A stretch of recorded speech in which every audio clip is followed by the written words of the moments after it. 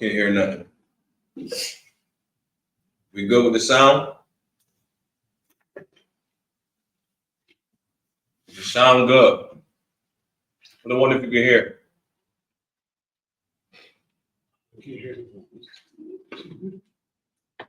Somebody check their phone and see if you can hear. Are we good? All right.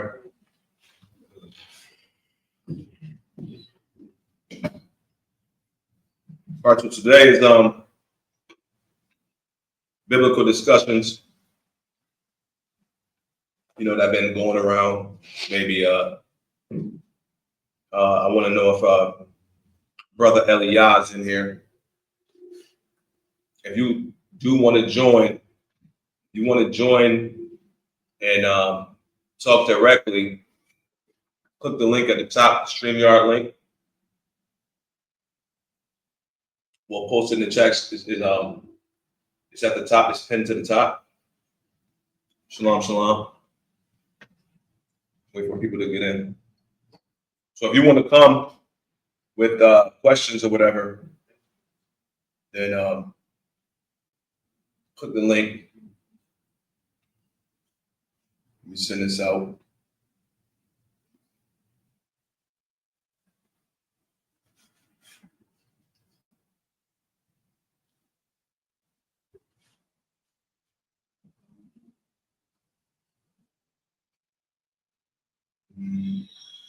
Trying to find them.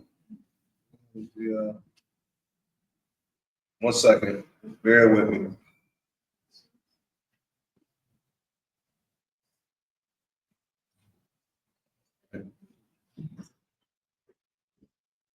Click the link at the top if you want to come in. Shalom, shalom, shalom, Ganan.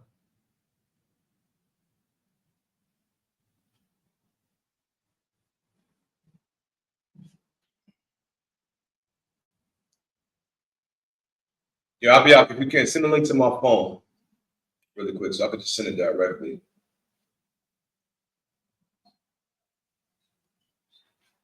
Is there KJV over there? I got KJV right. No, the StreamYard link. The StreamYard link. StreamYard. Send the StreamYard. So you need KJV? Yeah, just in case. I mean, Just got that part. It's 16. okay. Hey, the what? All right. Is it in the chat? I'm trying to double check right now. Ah. I need to use this.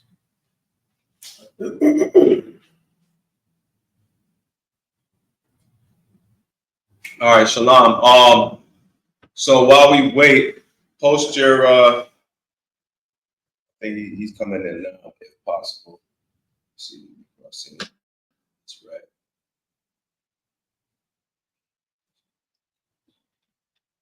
All right, we're going to go over some biblical topics. Shalom, Ma.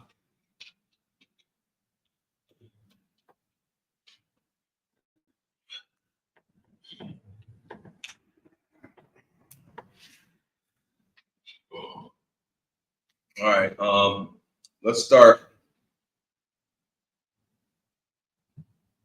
Post anybody with the first question, you can post it in the chat. I guess everybody know everything, huh?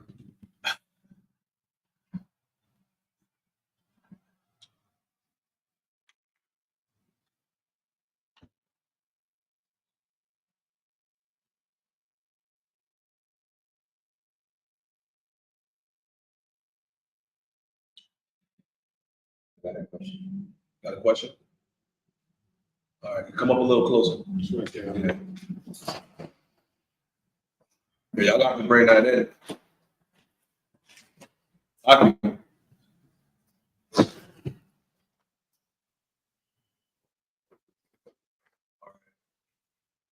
We have a question on from a brother in the class. Then we're gonna get that question, and then we're gonna Get your question there. All right, kind of let's we'll head to that question right after. Write it down. Okay, you guys hear me? Hey, shalom, Elder. Y'all got some minutes. Can you hear me? Can't hear you. Hold on, let me see. Let me see. Okay, can you guys hear me now? Can you hear me now? You can hear me now? Yeah, we can't hear you. You say you can't hear me? It's not our volume. They said they can hear us. Maybe turn the volume up. From last time, I think it was turned down. One sec. Yeah, it's our volume. Sergeant of Arms, Officer Mahayar to the rescue. All right, unmute now. Let's see if we can hear you. All right, can you hear me now, Elder? I don't know what's going on with the connection lately. Okay, should I leave out and come back in? No, it's not even y'all. It's our connection here. Yeah, you're gonna have to go through there. Turn this down. Again, 1 sec. 1 second. You're gonna have to mute it up here. It's gonna be 1 second. They're gonna hear it through there, which is gonna be crazy. I don't know what's going on with our for some reason our mic or our audio here is sounding really bad ever since that day. The Dunn took his laptop. You want to plug in that from? Yeah, I'll take that. You have yours? No. You want me? So lock it. Bear with us. We're gonna have a little bit of audio issues. Okay, You cut. like wait a bit. So they don't hear that. You're gonna have to join. So you're gonna have to hit the link. On this? Yeah, hit the link. So lock it, everybody. Yeah.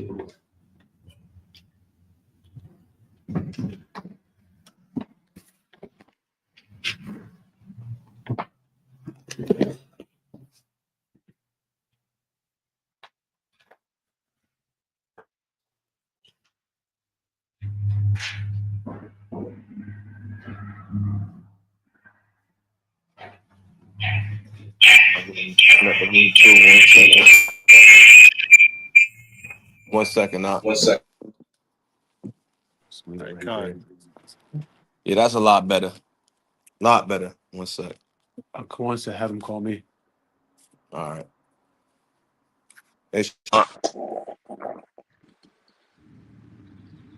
No, we might have even need it because I muted it right there, and I'll try it now. Hey, can you hear us out? Con, I can hear you clear. God, all right. My yuck. Bet. All right, can you guys hear me now? Everything good on y'all end?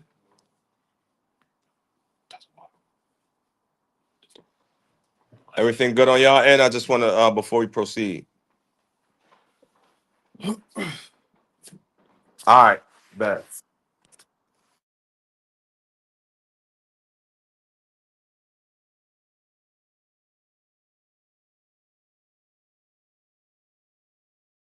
You said hit a. You want me to hit a button on here? Okay, I don't know if you can hear me now.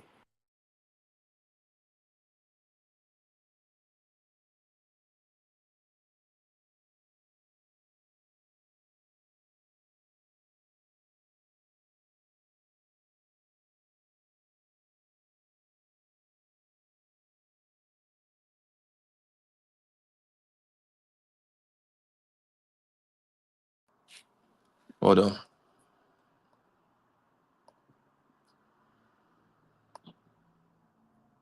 You muted. Can you guys hear me now? Yeah, you good now. You good. Okay. So my question I wanted to ask was, this is Acts. I think it was Acts chapter 17, and I'm trying to get some understanding from verse 21 to 34. Hope that's not too long. The main point is, I think it's verse. Hold on, let me see. Give me a second. It's kind of dark in my truck. Give me a second. Let me pull it up right quick. Give me one hot second. I'm just go back to the script that I was at. It was Acts 17 and from 21, but the main point I was trying to get to was verse. Is it 26 or 28? Let me see. Yeah, 26 is the main point. So I wanted to get some understanding on that. Uh, if you guys can give me a breakdown or some kind of understanding on it. When it says the and have made of one blood all nations of men for to dwell on all the face of the earth. That's the main point. But I wanted to know from verse 21. I know this have to be dealing with Israelites, but I just trying to make sure I get some, real understanding on it. 'Cause I know that they went into uh, they got scattered and they went into false worship. So I want to get some understanding on that. If I'm clear, I don't know. Can you guys hear me?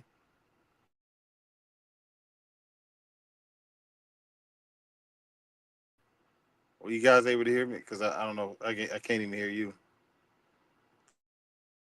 I don't know why I keep muting. Here you go. Hey, So did you yeah, hear me? unmute. We got to mute here. Okay. Okay. Did you hear? Did you guys hear what I said? Yeah. Anything? Okay, Con.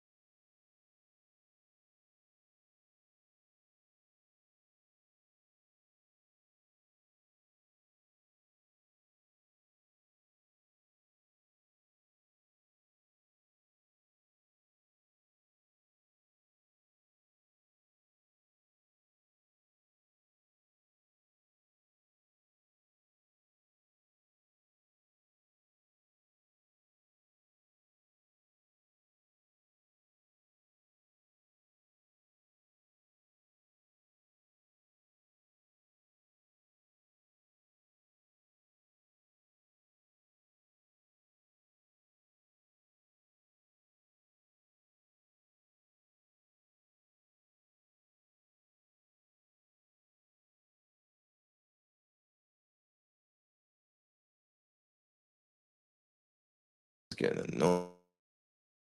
Let's have him call me. No, just whatever. It's unmuted. Was it good before? Oh, I said that we're muted. All right. Can y'all hear me? Yes, Con. Yeah. Well, they can hear us now. So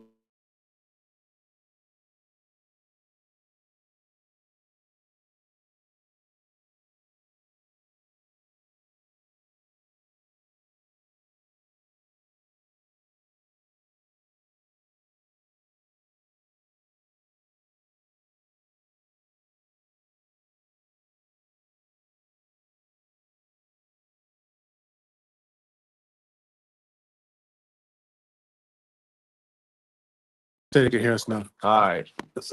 You got to be able to hear him. Hey, did you guys hear anything that I said, or it's kind of muted up again?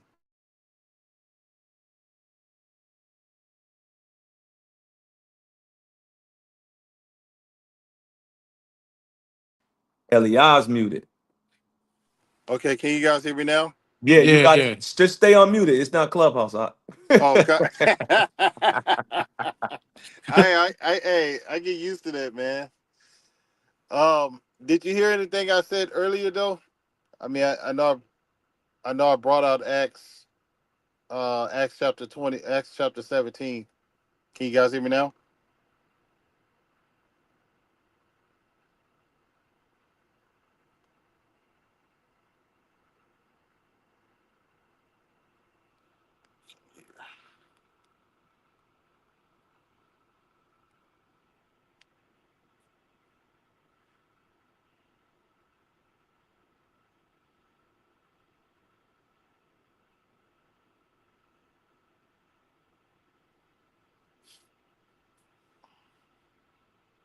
my other phone.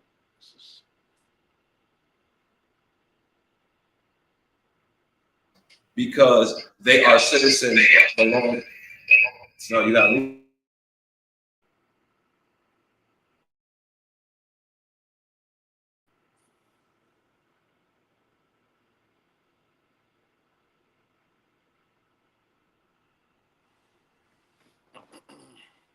When I unmute you, it gets off of that. Okay, mute you again. Hey, I might have to call you. That's what I'm doing. Yeah, okay. One second. One second. I don't know why this always happens. See. All right.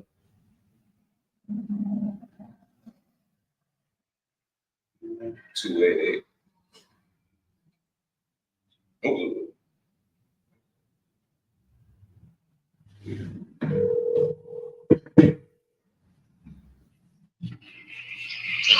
Yeah. All right. All right. Can y'all hear us? All right. Can y'all hear us now? All right.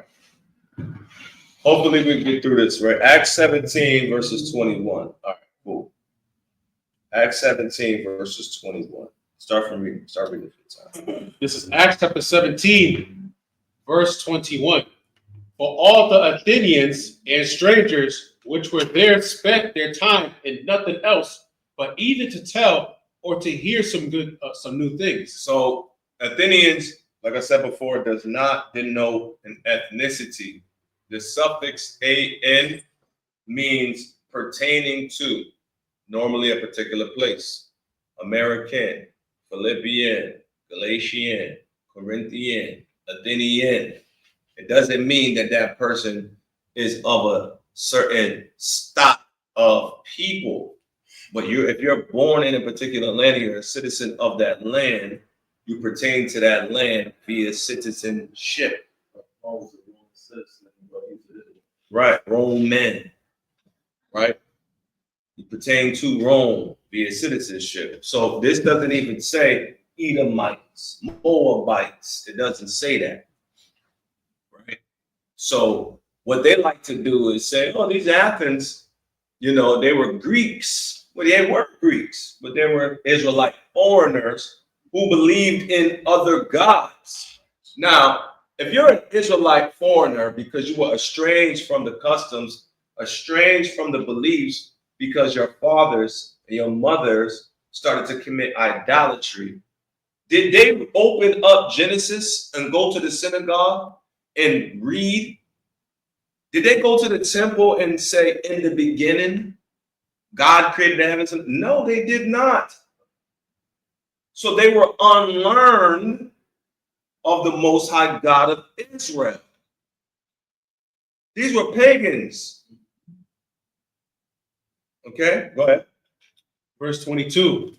Then Paul stood in the midst of Mars Hills and said, Ye men of Athens. In ancient times, Mars Hill was a place where men used to kick knowledge, just how you see like brothers on Sonetta channel. You see like Captain Tazariak, General Shah, or Priest Danya Allah. They would meet up in a particular spot and they will be just talking.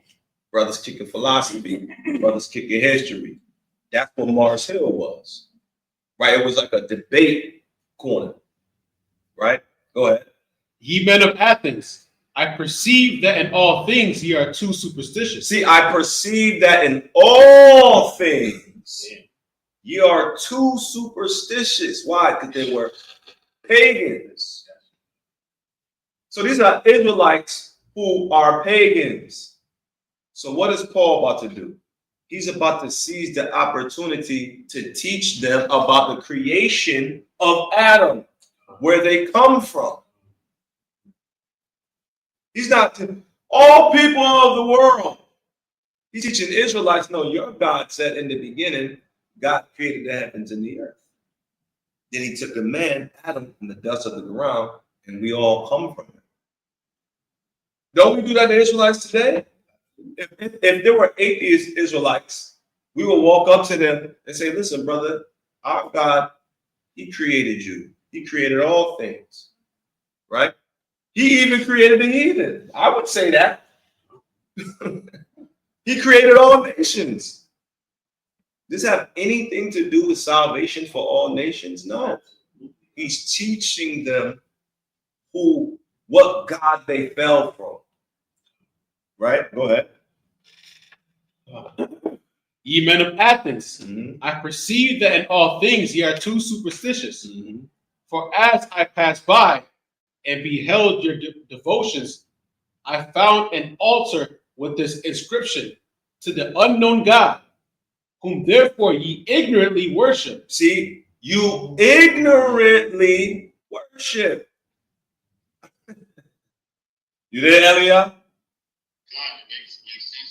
Right. So now Paul is seizing the opportunity for these Israelites to say, you ignorantly worshiping a false God.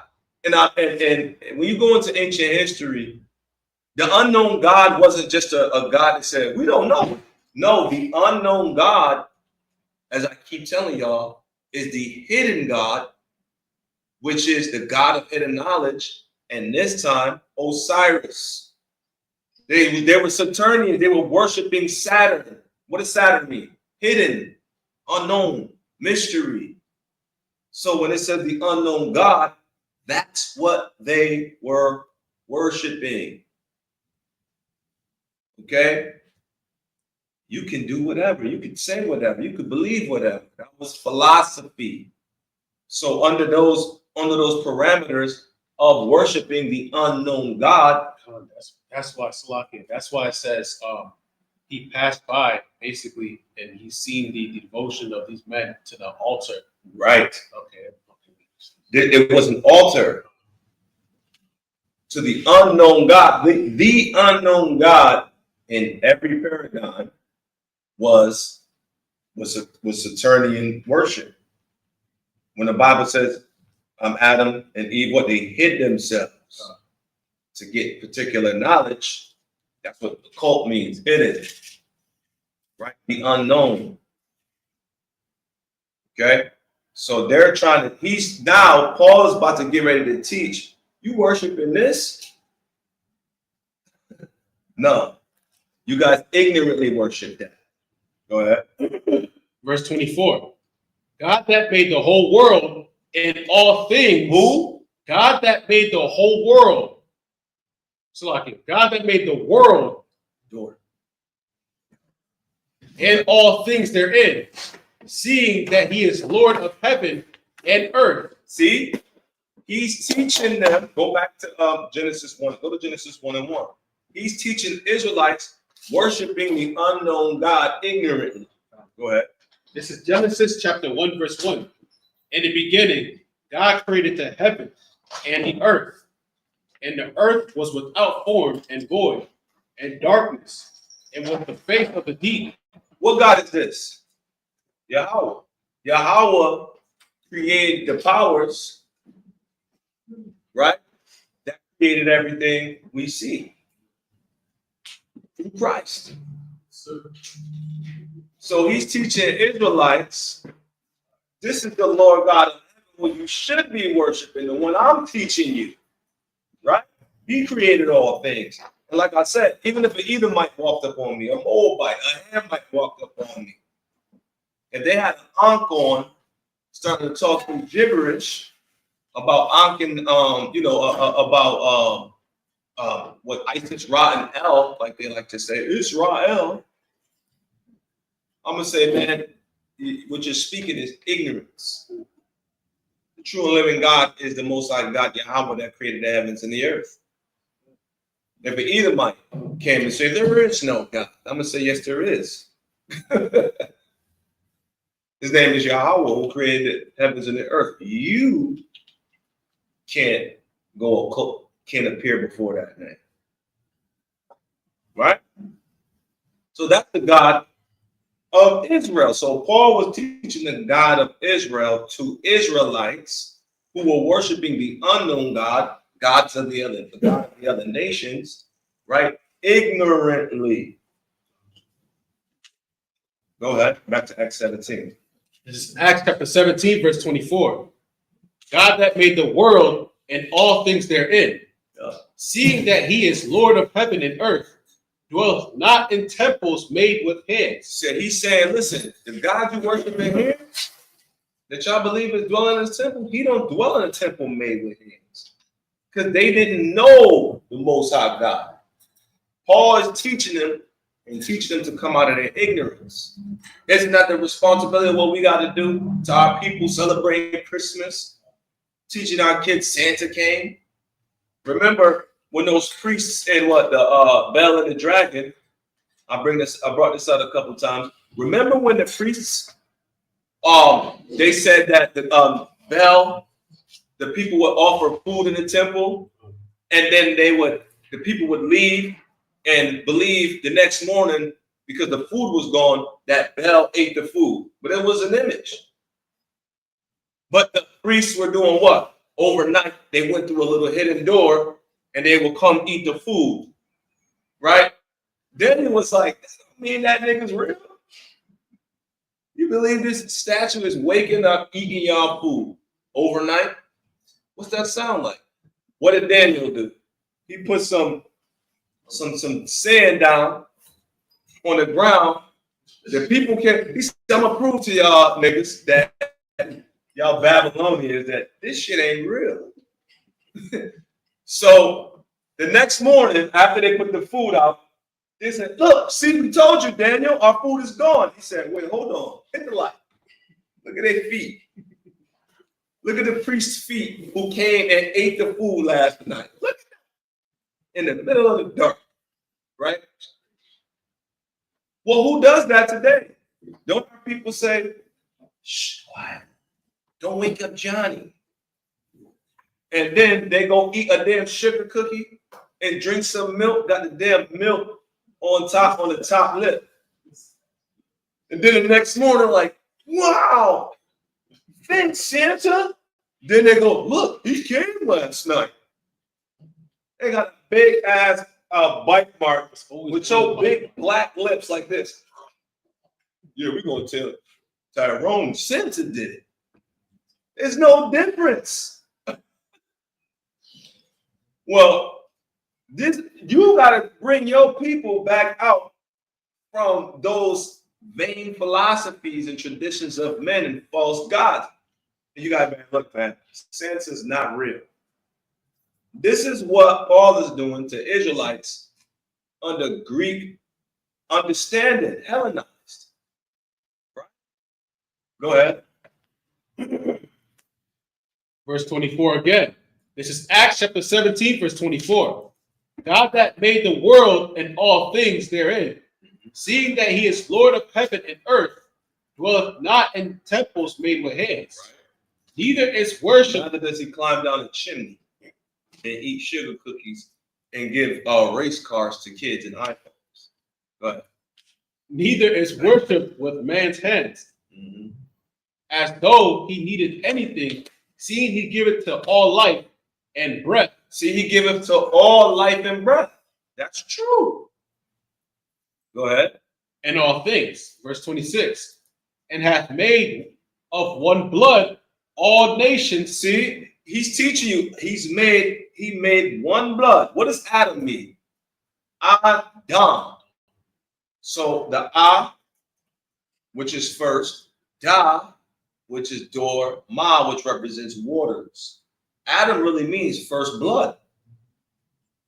He's who we all come from. The waters being the blood, the waters being the seed. We all come from Adam. Right? Adama, really. Or Adama was his name. So when he's teaching the unadulterated version of where we all come from via the Holy Scriptures versus their bastardized versions and traditions of the heathen. Go ahead. Verse 26. and hath made of one blood all nations of men, Mm-hmm. for to dwell on all the face of the earth, and hath determined the times before appointed. See, he determined the time before appointed. So he made all nations. That's what he's saying. But he determined a specific, something specific. Go ahead. And the bounds their habitation, Mm-hmm. that they should seek the Lord. That they should seek the Lord. So when it says the bounds of their habitation, that they should seek the Lord. Go ahead. They that should seek the Lord, if happily they might feel after him Mm-hmm. and find him, Right. though he be not far from every one of us. Right. Go ahead. For in him we live and move and have our being, as certain also of your own popes have said. Wait, read that again. Oh, Salakia. For in him we live and move and have our being, Mm-hmm. as certain also of your own poets. So he's teaching that everything you see was ordained by the Most High. That's all he's teaching. That's all he's teaching. He's not teaching salvation for all nations. Right? And even when it says that they should feel for him, right? What does that mean? Everybody in the, what's the scripture say? Give me, I think it's Sirach chapter 13, verses 1. Or it might be Wisdom of Solomon 13:1. What the Wisdom of Solomon 13:1. This is an old precept from back in the day. This is Wisdom of Solomon, chapter 13, verse 1. I believe it's this. Surely vain are all men by nature, Right. Surely vain are all men by nature. Go ahead. who are ignorant of God, See, who are ignorant of God. Go ahead. and could not out of the good things that are seen know him that is. Mm-hmm. Neither by considering the works did they acknowledge the workmaster. You see, this is man seeking. This is man seeking out what's the mysteries of this creation. Only one people group was able to establish the truth, and that was through Adam, all the way on down to Noah, Noah to Shem, through Eber on down to Ra, Abraham, Isaac, Jacob, all the 12 sons. We're the ones that were given the particular wisdom and elevated with the understanding through the Spirit of Christ, who the Most High God is, creation, prophecy, you name it, judgment, law, which is what makes us the sovereign, royal, free people over the whole earth. Right? Go ahead. Exodus. Wisdom of Solomon. Wisdom of Solomon, chapter 13, verse 2. But deem either fire or wind or the swift air. See, what they up there on talking about on Mars Hill? Fire. It is the altar of Osiris. You know how they be talking in them old war movies with the English accent? Yeah. Water. Water is the fluidity of Athena. Like that's what they were saying. Paul, like, it's headache. Right? Man, y'all following the same thing. Yeah, he created all men to seek after a particular wisdom higher than them. The scripture's gonna tell you that. Solomon gonna tell you that. Go ahead. Verse 2. But deem either fire or wind or the swift air or the circle of the stars or the violent water or the light of heaven. Right. To be the gods which govern the world. See, they believe that those gods govern the world. Go ahead. Verse 3. With whose beauty, if they being delighted, took them to be gods. See, with whose beauty, the beauty of creation, they took them to be God. Go ahead. Let them know how much better the Lord of them is. How much better the Lord of the creation is. Paul is teaching them the Lord of the creation. He's teaching Israelites, yeah, God created everything you see, and man seeks after after something higher than the creation. But these people are what? Dismayed at the signs of heaven. They're dismayed at the creature, though they seek for God, though they feel for him. This is what Paul is teaching. They think that the creature is God. So even when they said the unknown God, they believed that it was the unknown God that was responsible for creation. Right? Go ahead. Let them know how much better the Lord of them is. For the first author of beauty hath created them. Mm-hmm. But if they were astonished at their power and virtue, let them understand by them how much mightier he is that made them. Right. Keep going. For by the greatness and beauty of the creature's proportionability, proportionably, the maker of them is seen. See, the maker of this is what Paul is talking about.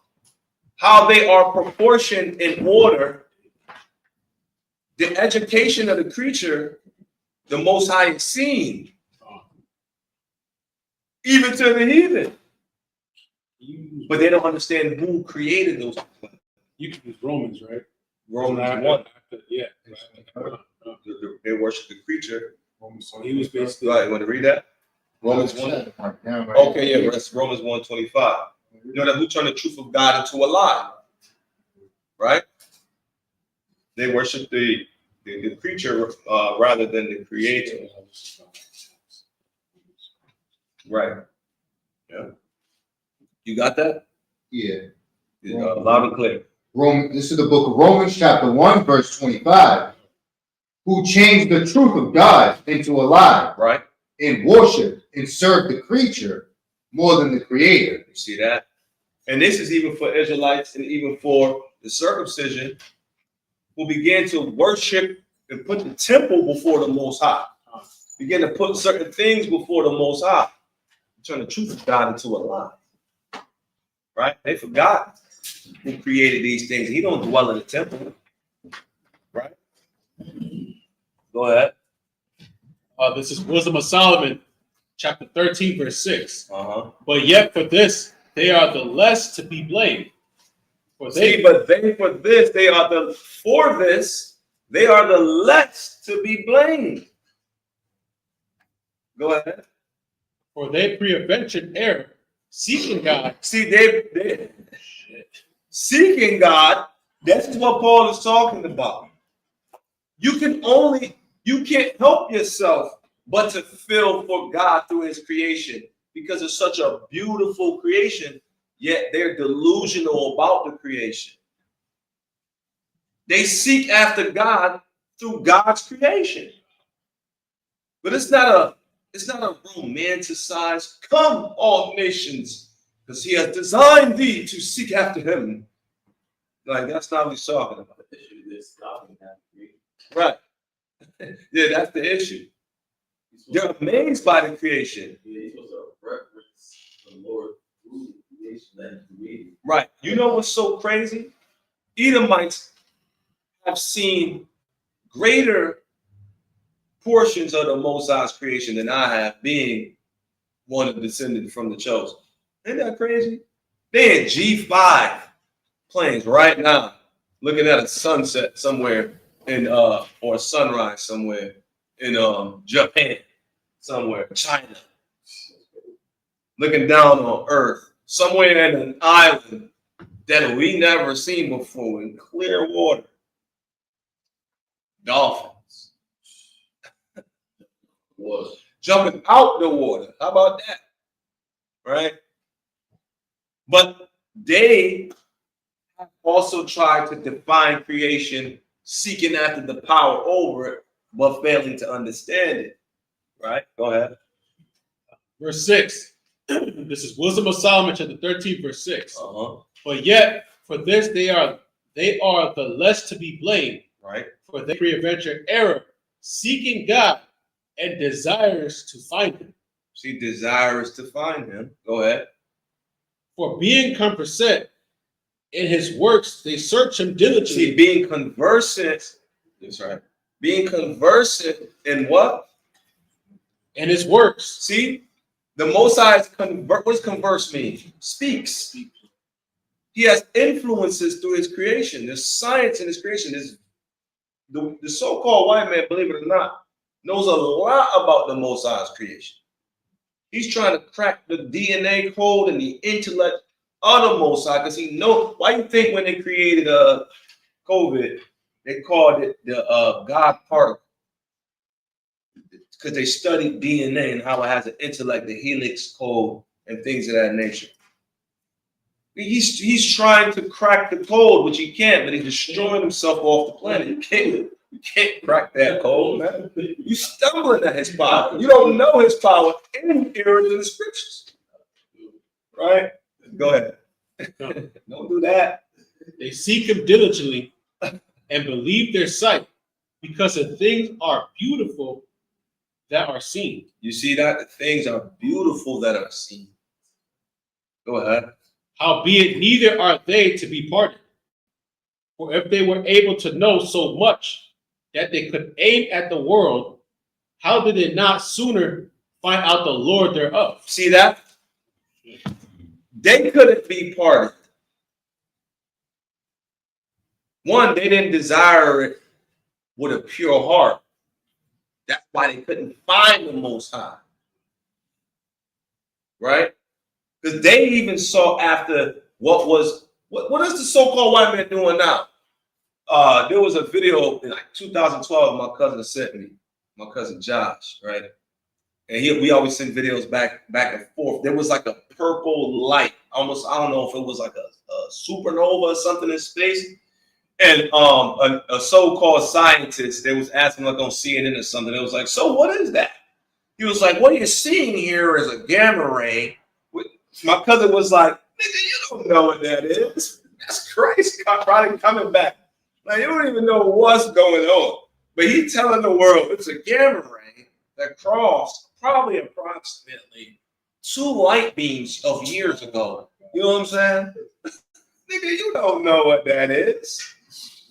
But they seek him for God. He trying to go all in outer space and take over. Go ahead. Verse 10.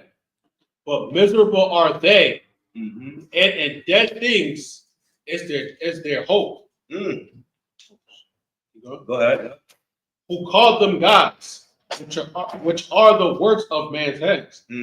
Gold and silver they show art in, and resemblance of beasts, of a stone good for nothing, the work of an ancient hand. Yep. Keep going. Yeah. Oh, shit. Now a carpenter that fell timber, after he had sawn down a tree meat for the purpose, and taken off all the bark skillfully round about, and hath wrought it handsomely, and made a vessel thereof fit for the service of man's life. Fit for the service of man's life. That's crazy. Bro. Keep reading, man. Solomon's a whole nother story. Keep going. And after spending the refuse of his work to dress his meat, hath filled himself, and taking the very refuse among those which serve to no use, being a crooked piece of wood and full of knots, hath parted it diligently. Like the cross. The cross. That's a good example. Go ahead. When he had men's life. When he had nothing else to do.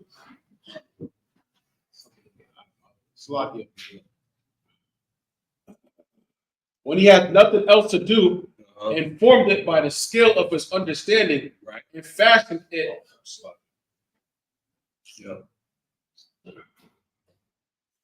And fashioned it to the image of a man. Very good. Yo, you come up more. There you go.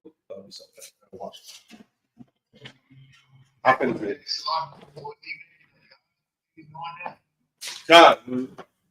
God, it's just in general sense explaining how mankind stumbled in worshiping gods and creating idols. Go on. Go on. Tell the one to come up here. Yeah, come up. Yeah. How mankind stumbled in making false idols. Right? Images, you know what I'm saying, of to the Most High's creature and of the Most High's creature. Right? You good though?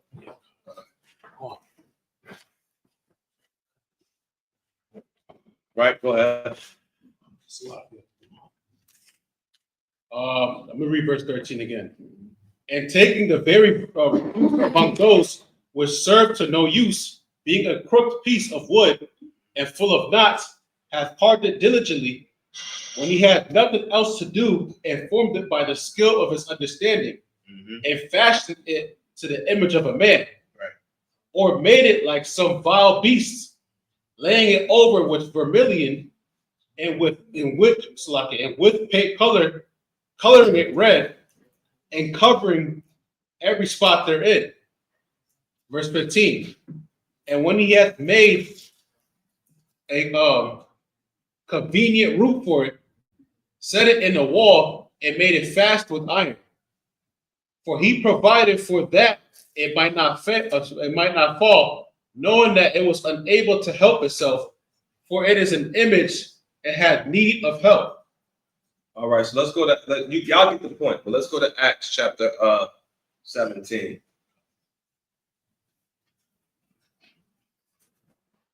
This is Acts chapter 17, verse 28. For in him we live and move and have our being, as certain also of your own poets have said, for we are also his offspring. For as much then as we are the offspring of God, we ought not to think that the Godhead is like unto gold. So when it says we are the offspring of God, it's the children of Israel. We ought not to think. Go ahead. For as much then as we are the offspring of God, we ought not to think that the Godhead is like unto gold. The Godhead, what does Godhead mean? Divinity or divine nature. The children of Israel, we weren't taught to stumble at God's creature and believing that those were God. That's what we say. We ought not to think. Though he created everything and people seek for him and feel for him through his creation, we ought not to think these things. Go ahead. It's like unto gold or silver or stone, graven by art and man's device.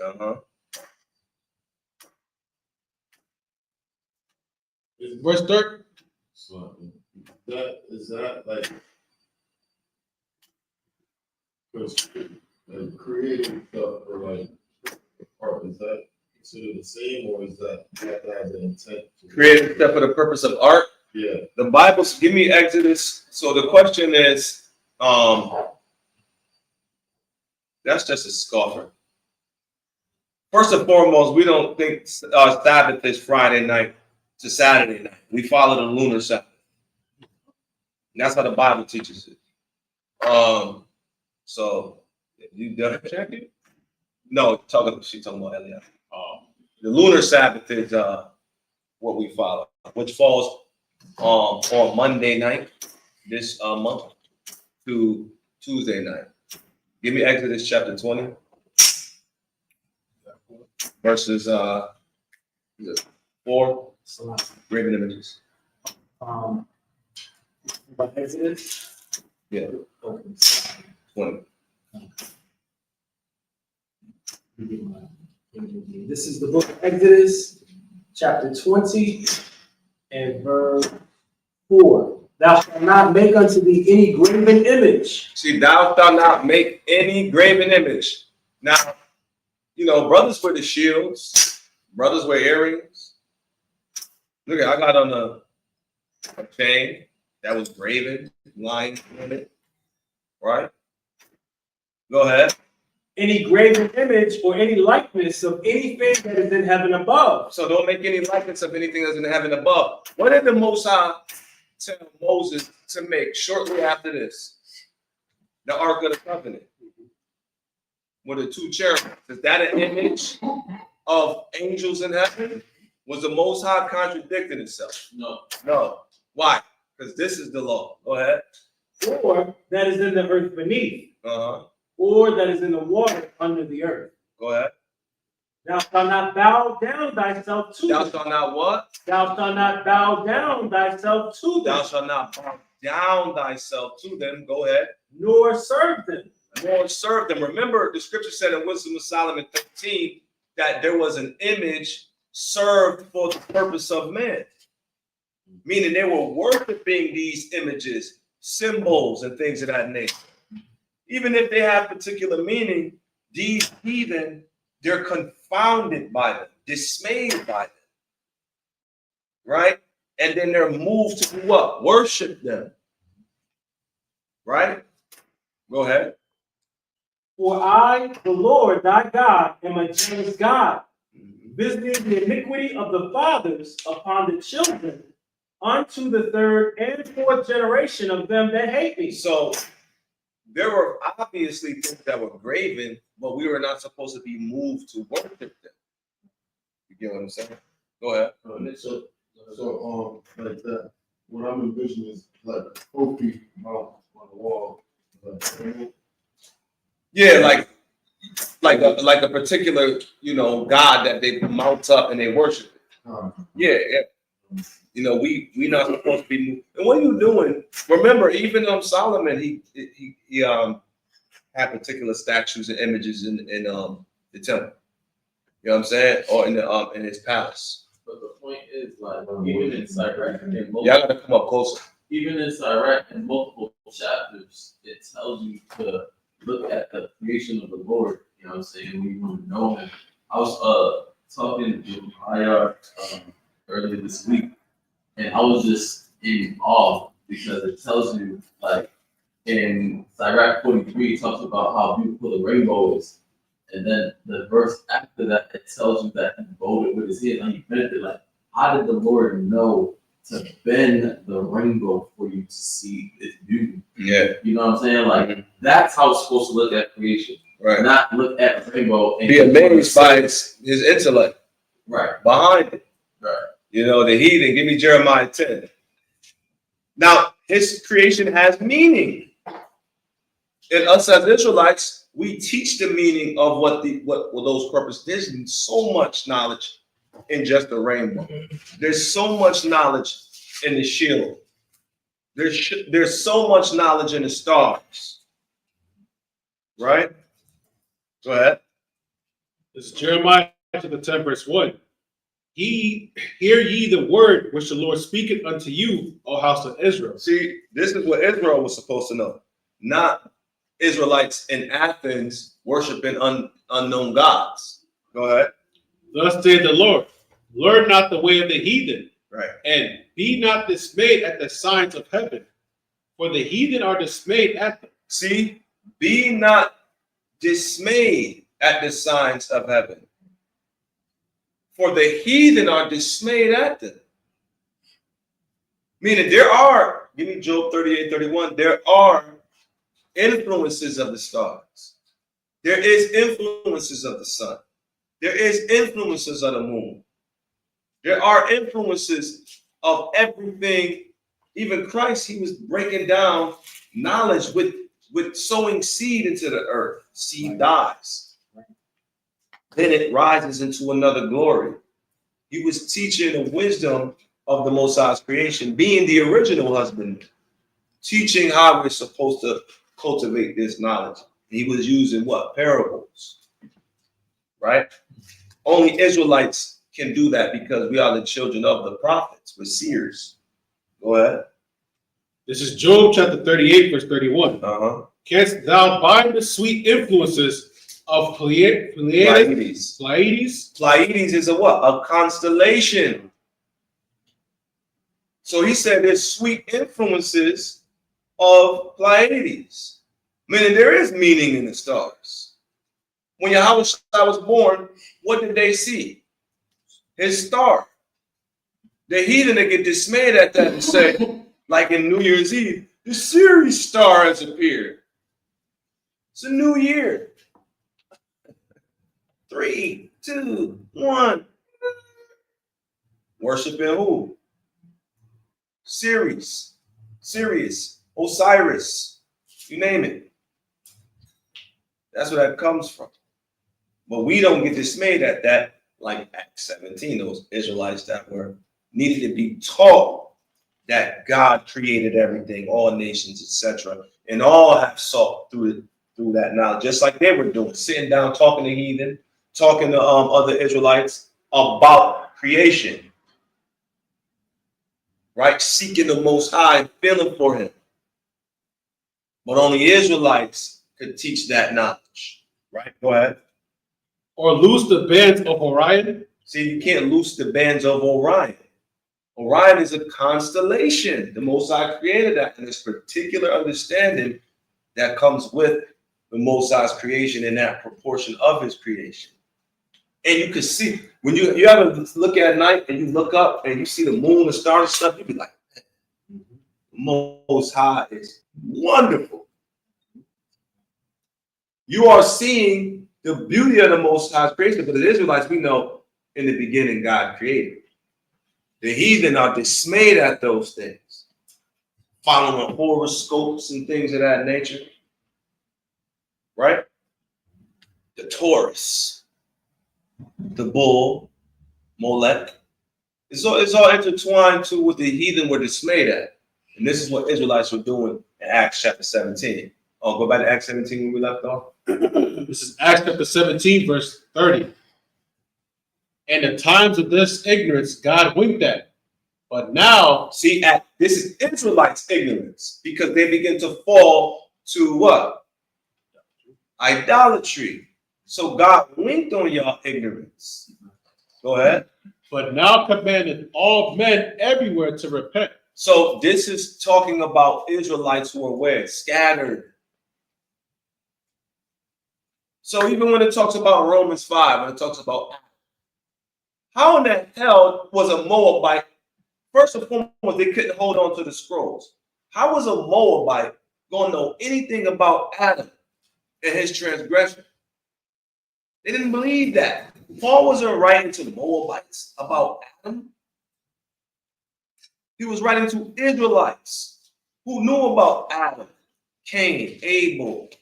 The heathen followed bastardized traditions. He was talking to Israelites that held on to the record of Adam, of Noah. The Elamites thought was worshiping Noah as who? I said it before. Vishnu, the preserver God, and taught men knowledge, all knowledge. He did what? He passed the floods. That's Noah. But they did what? They deified Vishnu to be God. Because who was the only man on the earth that had the knowledge of God in that time? Noah. And he taught his sons, and they spread out. So when Paul is saying it was you were ignorant of these things, you must come back to the God of Abraham, Isaac, Jacob. Because y'all lost in the sauce. Go ahead. But now commandeth all men everywhere to repent, because he hath appointed a day in the which he would judge the world in righteousness by that man whom he hath ordained. See, by that man who he hath ordained, who is who? Christ. Go ahead. Whereof he hath given assurance unto all men, and that he hath raised him from the dead. See, he gave assurance to all men. We know all men is context. When he says all men everywhere, it's because they were not accepted by Jews because of this idolatry. But the Father forgave them through Christ dying so that they could come back. This is why Paul is telling them to repent. Go ahead. Verse 32. And when they heard of the resurrection of the dead, some mocked, and others said, we will hear thee again of this matter. So Paul departed from among them. Howbeit certain men clave unto him. So some believed that Christ rose from the dead. Right? Because these men fulfilled as if not to bring Christ from bring Christ from heaven to the earth. They believe he ascended from death, believing that he descended from above.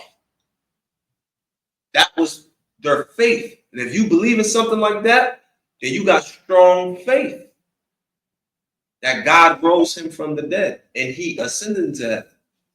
So now Paul can teach these men who are found worthy by their faith, Israelites, okay, who were stuck in idolatry. God, we don't want no smoke. All right, so next question. It was you heard that, Eliah? God. God. Right.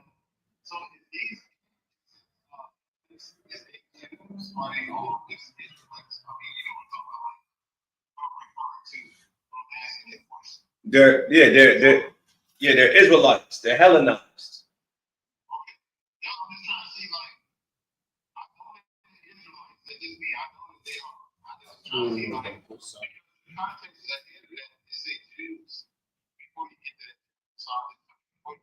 Go to the exact verse.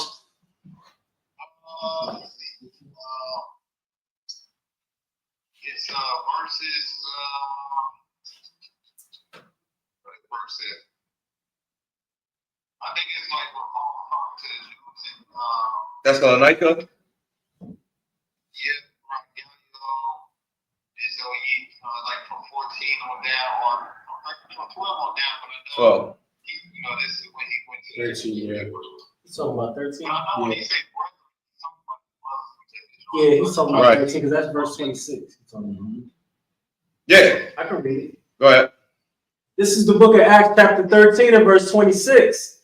Men and brethren, children of the stock of Abraham, and whosoever among you feareth God, to you is the word of this salvation sent. So you're trying to figure out what this is saying in context? All right. So when he says men, brethren, Israelites, right? Of what? The stock of Abraham, right? So and I used this before.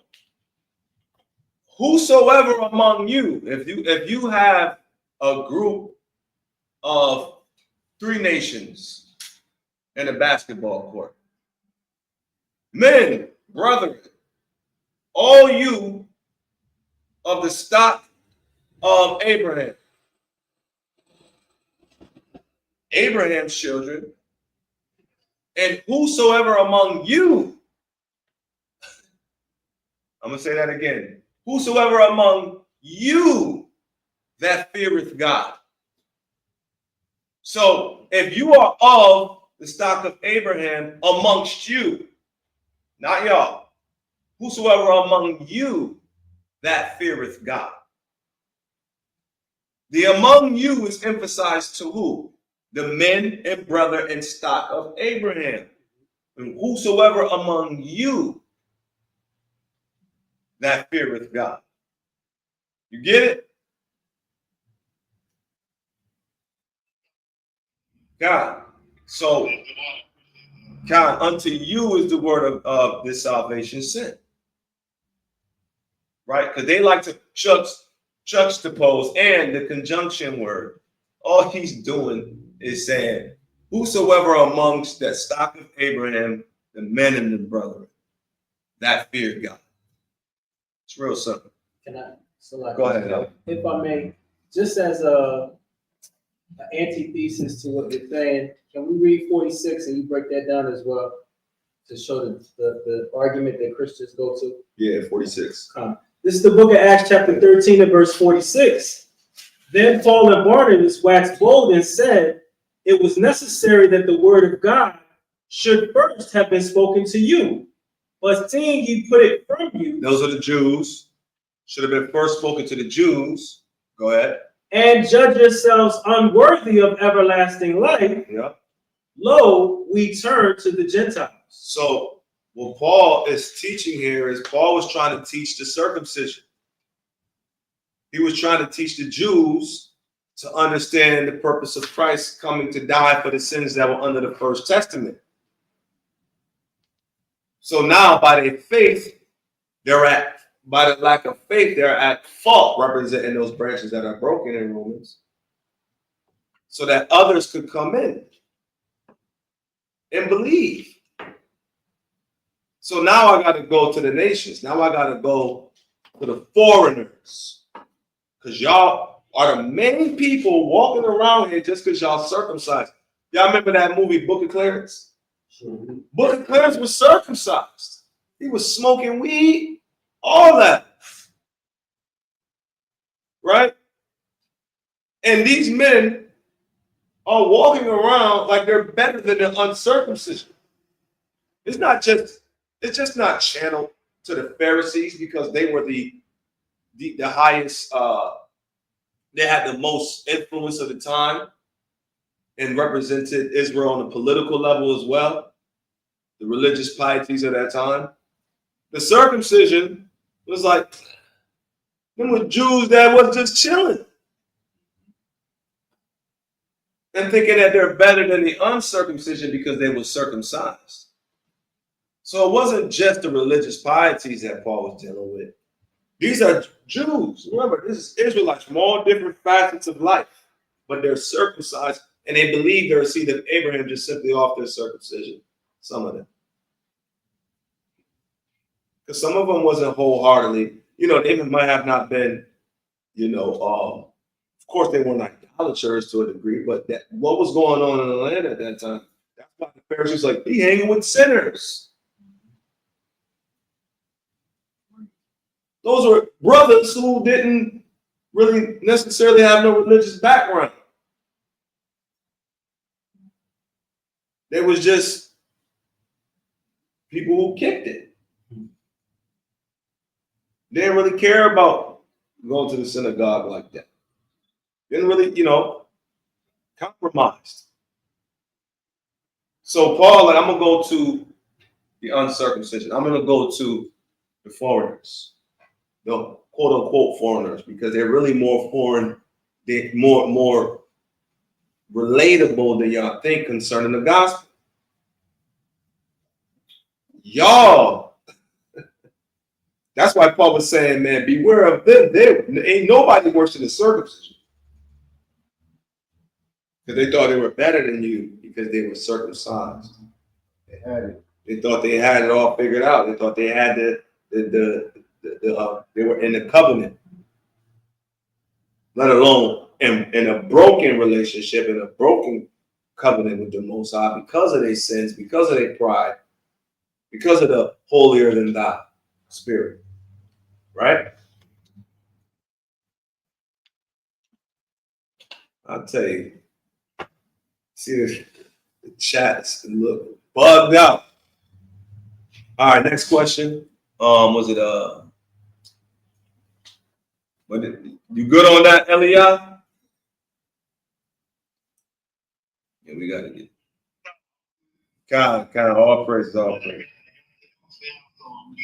God. So the whosoever among you is just the same audience he called. God. But yeah, you got a question, right? I see it, Taza. So, Yeah, similar name. Go ahead. So a couple years back, I had a conversation with Jehovah's Witness. Yeah. And they said that they kind of discredit the Apocrypha because they can't find Jesus in there. And then recently, it's in Second Esdras. Chapter 7, verse 28. So my question is, do you have like a time frame of when specifically that verse was written? Yeah, because you're like, how did Ezra know his name? Right. What does Christ's name mean? Read the scripture. Second Ezra chapter 7, verse 28. For my son Jesus. See, my son Jesus. Now, this is where they say, how in the world would Esdras write the name Jesus down? Like, how did Ezra know that? Right? There's two things that could have happened here, right? The translator inserted the name because it was translated after the time of Christ because they believed in Christ, right? Which this second Ezra does go back to what? First century. However, if it was in the actual manuscript, then it would read my son, right? And what does Christ, what does Yahweh Shai mean or Jesus mean? What does it mean? He saves. So in the manuscript, my son, or he's who saves, right? Because they had some type of, understanding that he would save them from something. The Messiah saves. They knew that he would save. Remember, save yours came up in the times of Kings. The Bible says the Lord sent them a savior. 2 Kings chapter 13, right? So those are the two possibilities. I lean more towards it being the translation, because Jesus is in the Greek in other parts. If you read the Greek in certain testaments, from Joshua translates to what? Jesus. They don't say Joshua in the New Testament. It says Jesus. So Joshua in the Greek would be Iesus, right? Translated into the English, or modern day Jesus because of the J. But it's just all the translations. So Joshua means he saves, right? It's a lot of this real quick. We can't hear him. If I may, to answer your question about that, also, Christ quotes the Apocrypha. I was going to bring that up. So like, you read Matthew chapter 23 and verse 37. We talk about Christ is not in the Apocrypha, he's quoting it. And there's another point that I'm gonna go to. So read that first. Look at Matthew chapter 23, verse 37. Mm-hmm. O Jerusalem, Jerusalem, thou that killest the prophets, and stonest them which are sent unto thee. Uh-huh. How often would I have gathered thy children together, even as a hen gathereth her chickens under her wings, and ye would not. Read. Behold, your house is left unto you desolate. Now go to 2 Ezra chapter 1 and read verse 30. And you're going to see Christ quoting what you're about to read. The book of 2 Ezra chapter 1 and verse 30. I gathered you together as a hen gathereth her chickens under her wings. But now, what shall I do unto you? I will cast you out from my face. Jump down to verse 33. 2 Ezra chapter 1 verse 33. Thus saith the Almighty Lord, your house is desolate. I will cast you out as the wind doth stubble. Didn't Christ just say that? Right? So he's literally quoting it. Now go to John chapter 10 and verse 22. I want you to read that.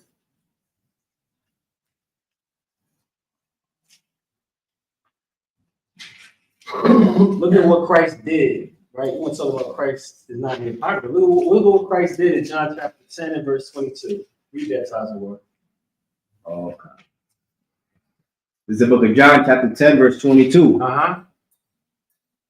And it was at Jerusalem, the feast of the dedication. The feast of the what? Of the dedication. Where can you find that? Can you find that in the 66 books? Or do you have to go to the Apocrypha to learn how to keep it? Right. So clearly, Christ was reading, quoting the Apocrypha. Right. Crystal clear. Wow. That was it? God. All right. We're gonna have to. And so, G, it's good with you. We're gonna have Shalom. They're not gonna be. Can y'all hear me? You're gonna have to meet. Yo, can y'all hear me? Yeah, we can hear you. All right, man. What's good, man? Thanks for having me back. Right, man. I'm back. Oh, no. Hey. So let's see if we can hear him here. Say what All now? right, great. It's Hold on one second. We can have echo. audio issues. Unmute. That's what we see if we can hear you. I'm unmuted already. Y'all good? You good? Testing. 1, 2, 3. Mic Check. Yeah. Mic check. I don't That's know. better. He's raspy, but you can hear That's him. better though. Yeah. That's better. Yo. Yo. Mic check. 1, 2, 1, 2. Can y'all hear me? Yeah, you good? All right. It's still bad, but I don't know what's going on. It's a bit of meet speaker. Let me check the chat. All right. No, they can hear it perfect, Yeah, but it's just us. I don't know why. On the way up, I heard it crystal clear on both sides. All All right, go ahead, Doc. I gotta get some new mics, man. It just started acting, stupid the other day. We don't know what's going on, but what's going on with you, man? Not much, man. You know, I've been wondering, bro. I just want to ask you a question, man. How long have you been in the truth, Panah? Like 15 years. Okay, 15 years. Mm-hmm. I know you're not 15 years old. You know what I'm saying? Your mics might be, but yeah, I know you're not 15 years old. 21. That's cool. So like before that, you know, would you identify yourself as a Gentile or before you came into the truth? Yeah, as a matter of fact, before that, I was heavily into the Christian church. I went to theologian school. I was under the notion that I was a Gentile, outside of an ethnic Israelite. Of course, I was reformed to a different understanding than that. But I would even go to say that even now, me and my faith, due to my due to my understanding of who Paul was going to, outside of the Commonwealth of Israel, I would be considered a Gentile today, one of another nation. I'm not an inhabitant of that land, even though I'm an ethnic Israelite. I will be considered a foreigner.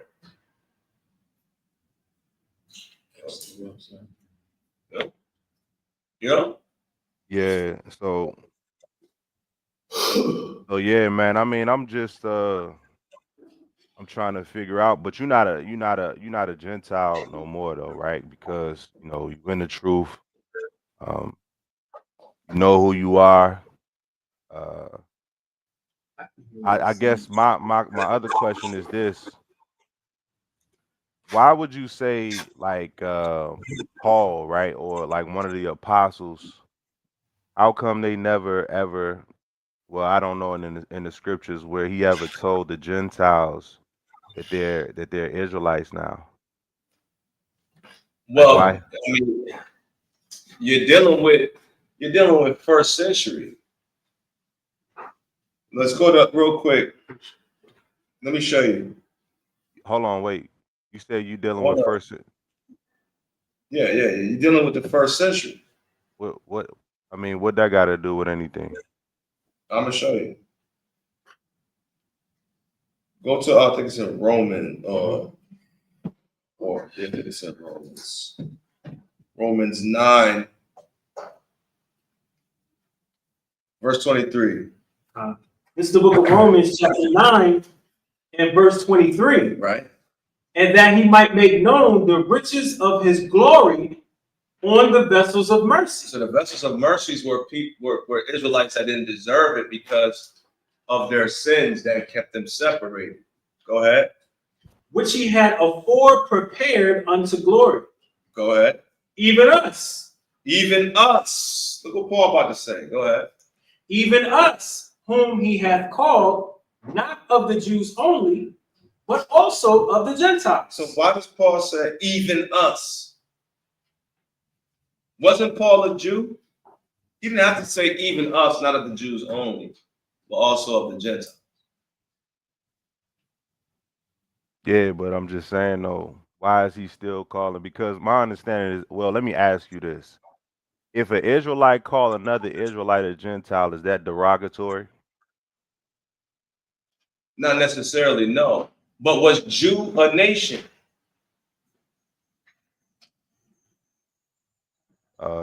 It's a custom. It's a term to It's a nation, identify. huh? It's a term to identify a specific group of people, whether it be due to their custom or even their nationality. Yes, but real quick though. Wait. Well, Go ahead. I thought I answered you, but Go ahead. but yeah, back to the Israelite calling another Israelite a Gentile. What would be a positive reason for an Israelite to call another Israelite a Gentile? What I don't know what you're You don't belong to a Yeah. body. I said what? Yeah, I know what Yeah, you're a positive. We having audio issues. I'm trying to make out what you're saying. Ask that again. I said, what would be a positive reason for an Israelite to call another Israelite a Gentile? Well, What would be a positive reason? because you're not understanding what Gentile means. That's why I took you to Romans. Because when he says, even us, not of the Jews only, but also the Gentiles, it just simply means nations So he's asking, outside of the Jews. somebody's using it against them for a derogatory term. Oh, well, he said a derogatory. Yeah, so No, it's but if we all know we're Israelites, and if I call it's context. shut up, you a Gentile. No, Yeah. but that's he didn't say shut up, you a Gentile. Or no, he Like said, that's what I'm saying. he said, what is a positive way of somebody you calling an Israelite a Gentile? Watch this. SOG. That's why I asked you, is Jew a nation? I said it's a term to identify. It's an identity It's term. not just a term. According to the Bible, is it a nation? I don't see it as a nation. No, I see it as a Why term will Paul says, me being a Jew, it's unlawful for me to go to one of another nation. The Jews that were was a Peter that nation. said that. Peter said that, and when Peter said that it was unlawful for him to go to someone of another nation, I don't know where that law is, but obviously his We understanding. know I'm not. That's not Hold on. that. What I'm saying. That's Hold on. What I'm saying is, Jews are a nation. Yes or no? it's an identity term for the nation, for a nation, but for customs as well. Okay, Like, because so you can have like the Edomites, because you know about John Hyrcanus, right? When the Edomites were circumcised and they had were they called Jews?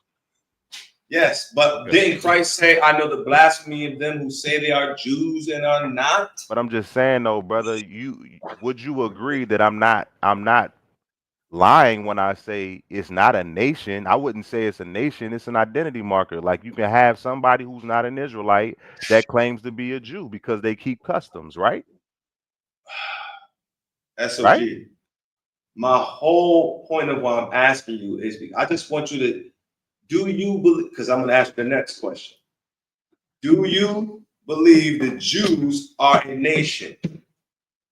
I'm going to ask you another question, a little bit more complex. Were the Jews considered an autonomous nation under the Romans?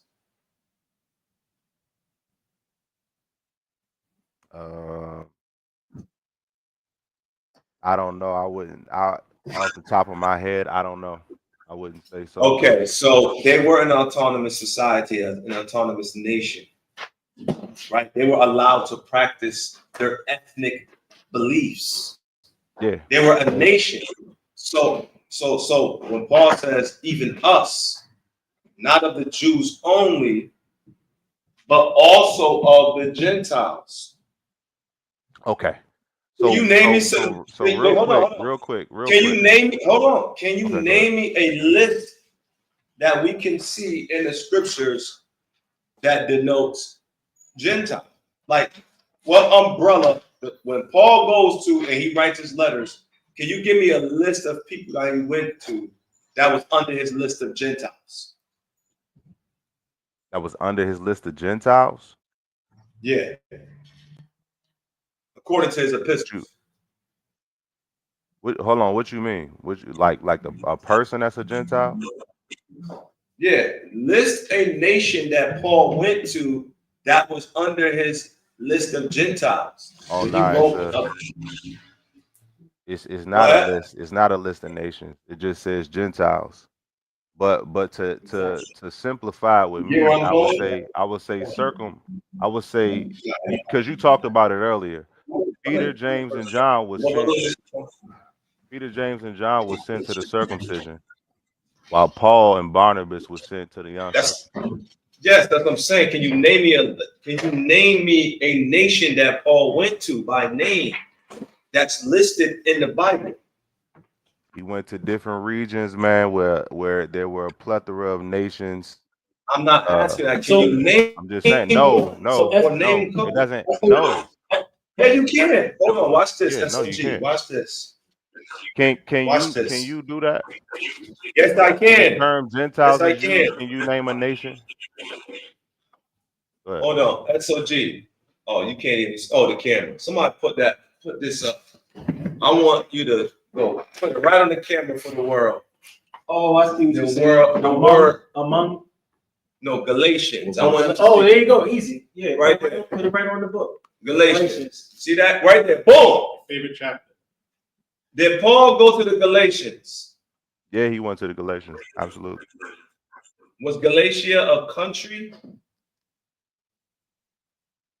Yes, it's a Galatian. Let me look up and see what Galatia is. Let me see. I mean, Acts 14 tell you Galatia is a country. I'm looking at where it is.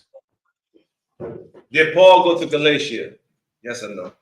Yeah, he went to Galatia. That's where we at. I'm in Galatia right now. That's where I quoted from. I quoted from Galatians 2. How many ethnic nations were in Galatia? Brother, I really don't know how many ethnic nations were there. All I know is that ethnic nations. There was a lot, right? Yeah, it's like There was a lot, right? There was a lot of ethnic nations, ethnicities in Galatia, right? I would say so. Yes. Why? Like I'm trying to Were figure out where you're going. Were Israelites there? Absolutely, they were there. Okay. Can we say Edomites were there? Possibly. I don't You know. know, Rome before Galatia was the Gaelic people of Gaul of Eastern Europe. They tried to overthrow the Romans, which an Israelite people group. That's how they called that country Galatia. Go into the history of that. But anyway, see the head on it. So I'm almost certain that Edomites were in that land. So are there several nations in Galatia? So in the book of Galatians, or even in the book of Acts, can you confirm that what you saying? Like, can Acts you take me chapter to a book, 14. chapter, and verse? Yeah, Acts chapter 14. Okay.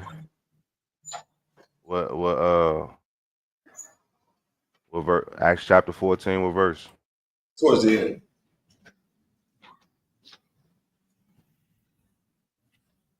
Let me get it real quick.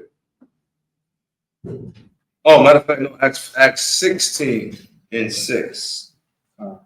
This is the book of Acts, chapter 16 and verse 6. Now, when they had gone throughout Pergia and the region of Galatia. See, the region of Galatia. So is Galatia the name of a region of a country? The region in Central Asia Minor. Right. Modern day is Turkey. Right. Yeah. So when you deal with history, what are several ethnicities in the country of Galatia?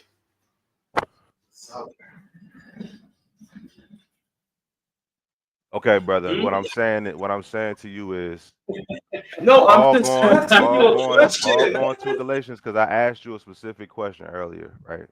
Said that you was a Am I Gentile. not answering it about Yeah. I'm just giving a the rundown real Gentiles? quick though. You asked me about Why didn't Paul say Moabites? Well, go ahead. why didn't Paul say The letter to the Moabites. Well, go ahead. Oh man, hey listen. So these Galatians, they were Gentiles, right? They were considered Gentiles, yeah. They were of another nation. They were in other nations. Okay. So when and the Gentiles are Israelites, right? Yeah. The Gentiles are Israelites where Paul is going. Okay. When do they stop being called Gentiles and start being called Israelites? 1 Corinthians chapter 12. I'm talking verse about 1. These Galatians. Like can you show me where Paul stops calling these Gentiles Gentiles and starts calling them Israelites? Well, we could go to prophecy. Go to Hosea chapter 1. What the Verse 9 hey, through 11. I'm trying to see a real live example of it in the We gotta make scriptures. hold on, we gotta make the Bible make sense. Paul's not gonna teach it different than what the prophets teach, right? Hey, no, hold up, wait, bro. Hold on. Hold on, we're going to 1 Corinthians. You said, where did Paul? Now you're saying Galatia. Oh, no, specifically Galatians. Because we talking about Galatia the whole time. You hopped over to Galatia, right? You just asked one me example. about Galatians. So I said, in Galatians, can you show me? Hold on? Can you show me where Paul? Hold on 1 second. Point of moderation. Hold on. I'm not even involved. I don't have a dog in the fight. I'm just saying I'm listening to the conversation, and the only reason Galatians was brought up because of the question that Panah asked you. Your question was to show when the Israelites stopped being Gentiles and were called Israelites again. Right. That's what he's trying to answer you here at 1 Corinthians chapter 12. May we read it? Yeah. Oh no, y'all can read anything y'all want to read. This y'all show. I'm just saying. Like I was hoping that you would stay. Can you show me in the book of Galatians, since we were talking about the Galatians? That wasn't question. Because we already agreed. You know what I'm saying? My bad. Maybe I should have posed it a little different. In the book of Galatians, can you show me where Paul stops calling these Gentiles Gentiles and starts calling them Israelites? Yes or no? That's Brother, my question. My bad. I had to repurpose my question. That's not a scripture in the Bible. That's what I'm saying. There's no scripture that says you are now Israelites. They were always Israelites. That's the point. And I want to read this. Let me read this scripture, SOG, because I think this is going to help everything. Let's just read now in Israel. Let's just read. They were always Israelites. Yeah, this is not do that. You're not Israelite. You were born in Israel. This is not from the womb. Well, you were always an Israelite too, right? But hold on, SOG. Let's not do semantics. And let's just read for a second, and then we can contextually have this discussion, right? This is 1 Corinthians chapter 12 and verse 1. Now concerning spiritual gifts, brethren, I would not have you ignorant. Ye know that ye were Gentiles, carried away unto these dumb idols, even as ye were led. So can you, and now that you read that, if we keep on reading, does he start calling them Israelites? Hold on, wait. Are these? I just told you that's Gentiles? not in the Bible. Are they were Gentiles always now? Israelites. Are they Gentiles now? So let's read it again. The people, no, I'm saying. This is 1 Corinthians chapter. I'm gonna let you answer. I'm gonna let you answer your own question. This is 1 Corinthians chapter 12 and verse 2. Hold on now. Ye know that ye were Gentiles. What did the Bible just say? That you were Gentiles. Okay, so they So were hold on. Gentiles. So hold on. If they're not Gentiles, what are they now? I don't know. Cricket. Come on, Okay. man. Oh, hold on. Okay. Wait. That's not. Wait a minute. Hold on. I'm not We got about. something to Wait. say. Hold on. I'm dealing with three people. Say, Hold on. Wait. So wait. No. The brother Waste of said time. he ain't had no dog in the fight. He's still asking me questions, but it's all good though. You answer this question. We all the dogs in the fight. Listen. Hey, He just said he IOCK. didn't. He the one that said he ain't got no dog in the fight. What you mean? I'm I'm just not saying what he calling said. scripture. I'm just asking But hold on. questions. Wait. Real quick though. So are you guys expecting me to tell y'all that because it says that ye were Gentiles carried away unto these dumb idols, even as you were led, that all of a sudden now Paul is starting to call these people Israelites? Already knew I that they ask were you this. Yeah, that's my whole point. From this point, hold on. From this point, show me where Paul calls these people right here Israelites. No problem. Go ahead. 1 Corinthians chapter 10 and verse 1. Go ahead. Moreover, 1 Corinthians chapter 10 and verse 1. Moreover, brethren, I would not that ye should be ignorant how that all our fathers were under the cloud. SOG. What tribe was Paul from? From the tribe of Benjamin. Okay, so Paul was an Israelite. So he said all our fathers were under the cloud. Mine truly called them brothers, so they got the same fathers. And all passed through the sea and were all baptized unto Moses in the cloud and in the sea and did eat the same spiritual meat. So he's letting you know in chapter 10 they're Israelites. He's letting you know in chapter 12 that they were carried away by idolatry and considered Gentiles. Let's read Hosea. I think Hosea chapter 4 and 17 will help you. It says, Ephraim is joined to idols. Let him alone. This is showing the idolatry, right? So they literally are wanderers in the same book. Hosea chapter, 9 and 17? This is the book of Hosea chapter 9 and verse 17. It says, Salakia. It says, my God will cast them away because they did not hearken unto him, and they shall be wanderers among the nations. Nations means Gentile, brother. It's very simple. So they're calling themselves Galatians, they're calling themselves Ephesians, they're calling themselves Corinthians. So what I'm proving to you is all of those places I just listed were not ethnicities, which is why I took you to Romans to show you Jews versus the context of the Gentiles also meaning nations, which meant the regions where Israel were. What he's doing, he's being unrealistic. He's saying Hey, now that Paul's teaching these Gentiles, now Paul gotta say, no, now you're an Israelite. Right. Even though when he already knows that they're Israelites, the reason why Paul's teaching, these people went off of idolatry. I would not have Paul's trying to teach them back their culture. I would not have you ignorant. That's simple. How all our fathers. You don't see us going on the street and be like, you are now an Israelite. Israelite is what we already are. We're born in Israelite. Oh yeah, I like to see. You are now an Israelite. I would like to That's see not what he's Paul doing. ask, who is your father? IOCK. Well, we got other he people. ain't coming. We got other He's just people trying to talking. bait us. He's trying to bait, and he got like footage for his little YouTube. Salakia, man, your comprehension is too irritating. We got other people in the chat that whoever's scoffing, please come up on stage. Yeah, but SOG, you got one more. You got one more. You can have one more. That's just irritating. Got one more what?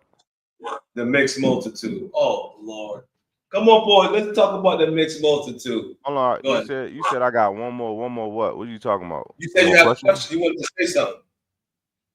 Oh yeah, nah, man. I mean, y'all. Do y'all think y'all sufficiently answered these questions?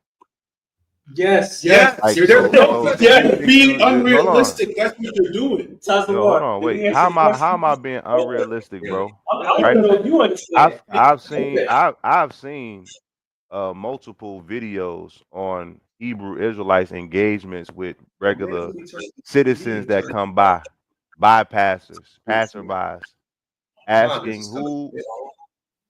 who the person's father is, where they're from, and then showing them a 12 tribes chart and telling them that you're a part of this tribe. You're an Israelite from the tribe of whatever.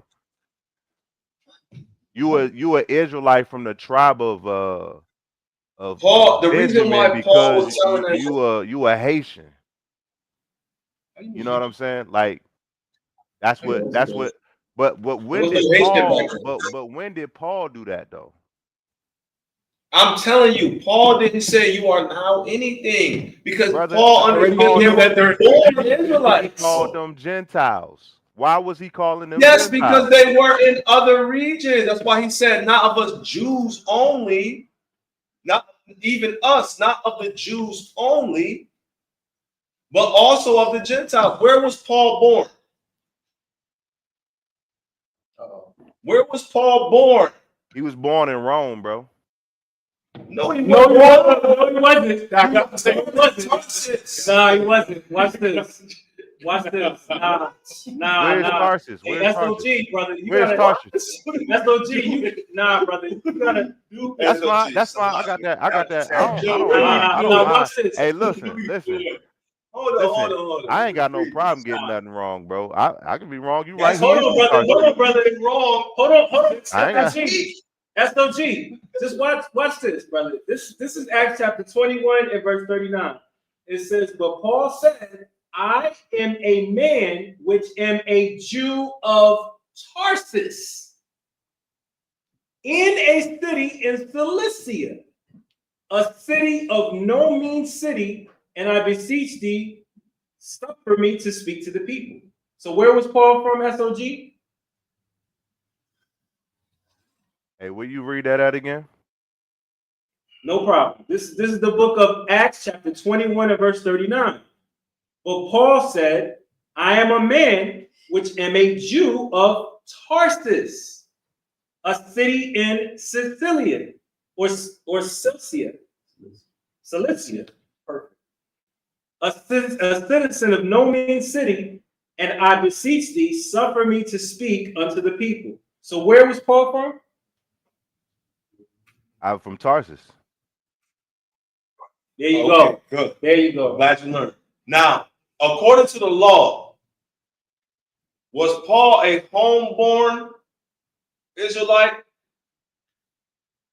native born, or will he be considered, according to the law, a stranger or sojourner outside of the land?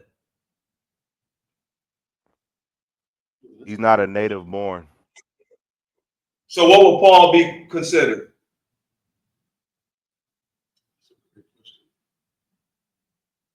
You said, what will Paul He be was an considered? Israelite. He considered himself a Jew, bro. He said he's a Jew.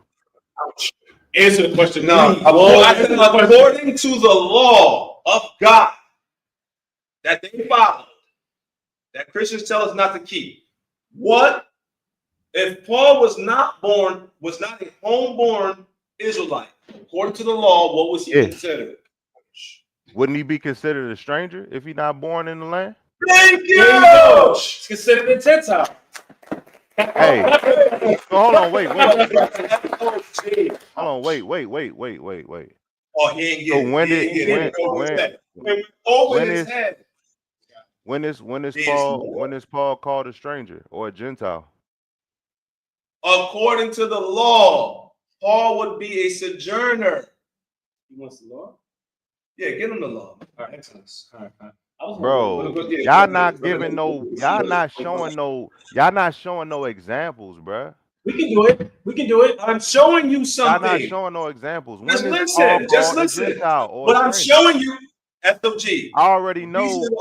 listen, You don't know y'all. nothing at this point. First of all, The reason why I'm taking you here is to show you how Paul was a Jew according to his citizenship, a part of a nation, because he was a part of a commonwealth, due to his lineage, and due to the fact that he kept the covenant of God, went to Jerusalem at the temple. That was a sign that you were a Jew. A sign that you were a Jew was that you kept the Sabbath, you kept the holy days, etc., etc., etc. If you broke those things, you could have been exiled, foreign from the commonwealth of the Jews of Israel, which is Judea. So like, so when now, hold on. your people, though, right? No. In the same sense, Paul is not native born. And he's still called a Jew, bro. What? This is the reason why I called you this, bro. And he was an Israelite foreigner. You just said it. That's a fact, Bruh. So if he was in another country, brother. If he was in another country, he was a Jew, right? But was he what was he native born or not native born? He was an Israelite foreigner in another nation. Let's go to so Acts he would have been called what? Quick. Let's go to Acts chapter 2. Was he a Judean born? If he was born in Galatia, he would be called a Galatian. Right, SOG? Hey.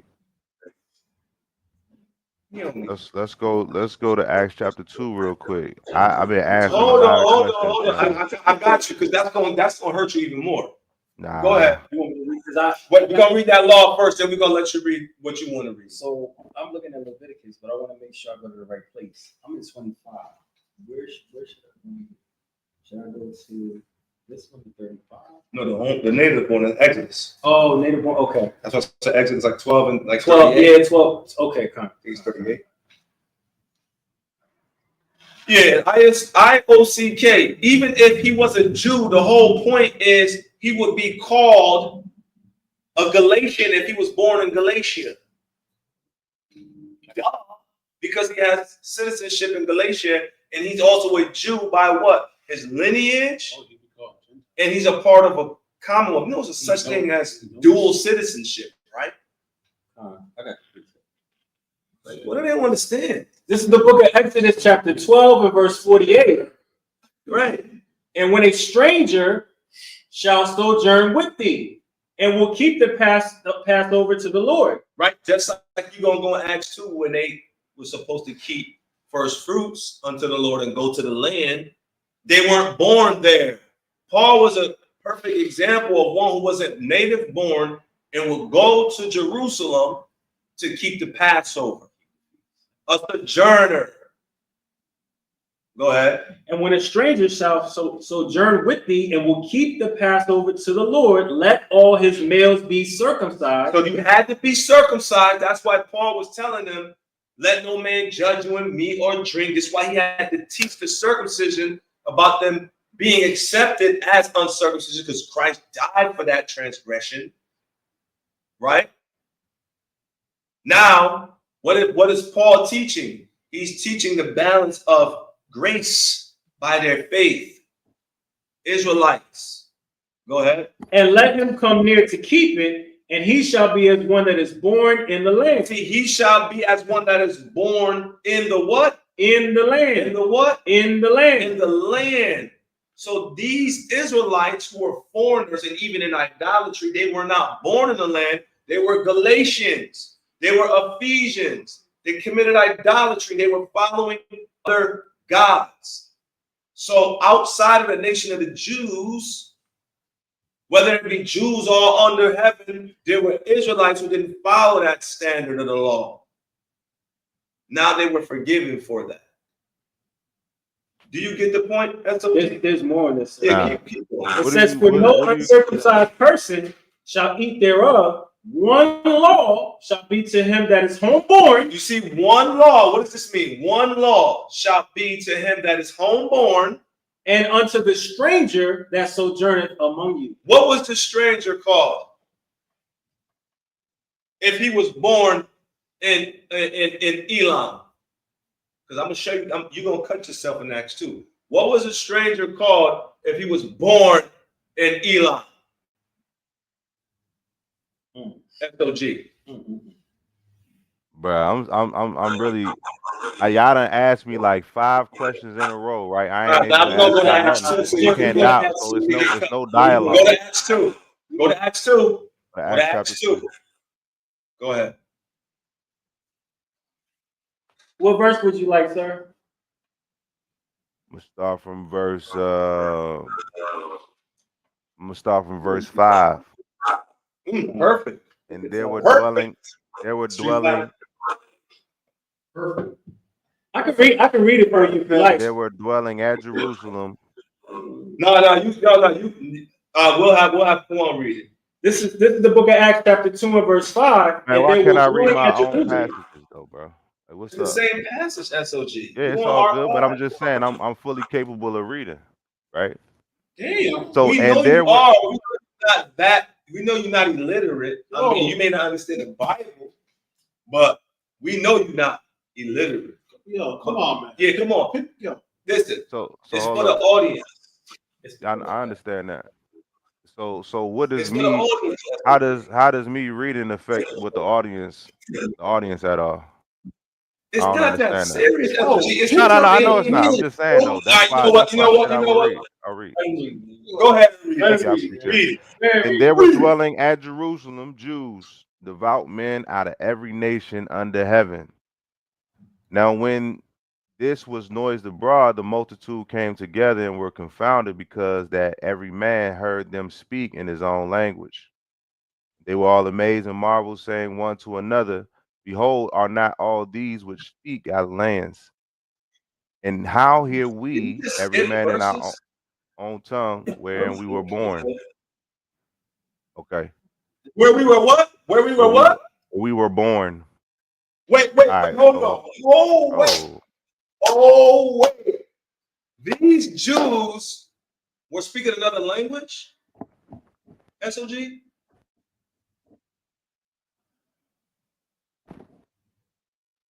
Right? You still there? Behold, are not all these which speak Galileans? Wait, where were they born? SOG? Were they born in the land? The people that were there in Jerusalem, no, they weren't. They were there from every nation Okay. under Were they heaven. foreigners? Were they foreigners? Were they strangers? According to the good book. Were they strangers? And there were dwelling at Jerusalem Jews. Were they strangers according to the law? Jews. They're in Acts chapter 2, verse 5. They were dwelling at Jerusalem Jews, devout men out of every nation under heaven. Out of what? Out of every nation under heaven. Okay, so they weren't homeborn. So we know they were sojourners or strangers according to the law. But go ahead. You don't want to answer that. Go ahead. That's why I went to Romans first. But hold on. But why they not called Gentiles? We keep reading. Yeah, you got to keep reading, brother. Keep reading. You brought us here. Keep reading. They were called Gentiles. Go sit down. And how hear we every man in our own tongue wherein we were born? Parthians and Medes and Elamites, the dwellers of Mesopotamia and Judea, and Cappadocia, and Pontus and Asia, Phrygia and Pamphylia, and Egypt, and in parts of Libya about Cyrene, and strangers of Rome, Jews and proselytes. What were they called? And strangers of Rome. Oh, wow. Strangers of Rome. Oh, wow. Wow. Wait, hold on. Get that in the Greek. Jews and proselytes. So these people right here, these strangers right here, are what? Are Israelites? So yes. So let's read. Okay. Let's read the lexicon. They're Jews. On strangers. So hold on, wait. You don't want to read Strangers of Rome, Jew. Hold on, strangers of Rome. Can we hold on? Can we just read it? Hold Can up, we read the bro. Thayers on Can we that? answer your question? They want to answer Okay. your question, brother. Okay, go ahead. Yeah, This go is ahead. this Read is it. You about to read this is what? in You the about to read the definition for strangers? this, That's our point, IOCK. They're called Jews and not Gentiles, but yet we're going to keep reading. Come on. right. So you So getting this the is word G- for strangers, right? Gentile means. Go ahead. this is G1927 in the Thayer's lexicon. That word is epitomeo, to be present among one's people in one city or native land, to be a sojourner of a foreign resident among any people in any country. A foreign resident among any country. So these were strangers, Jews, Israelites, called strangers, foreigners, not homeborn, born afar off, a foreigner, right? You know, it gets worse when you jump SOG. Yeah, that's what I want to. I want you to keep reading. SOG. Go down to Salakia. Could you go down to verse 21 and read 21 and 22? Hold up. So hold on. What did you just get finished reading again? Same chapter, but if you could just jump down to verse 21 and read 21 and 22. Now I asked the question though. The strangers of Rome, Jews and proselytes are Israelites. Yes. The proselytes were converts. Do you know that there were religious pieties at that time? You know Josephus was a convert at one point.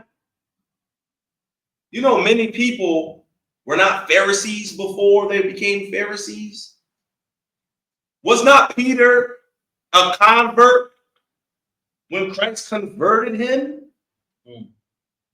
Like, yeah, come on. It didn't say, but see, y'all don't get mad at us, but it didn't say Gentile when it said proselyte.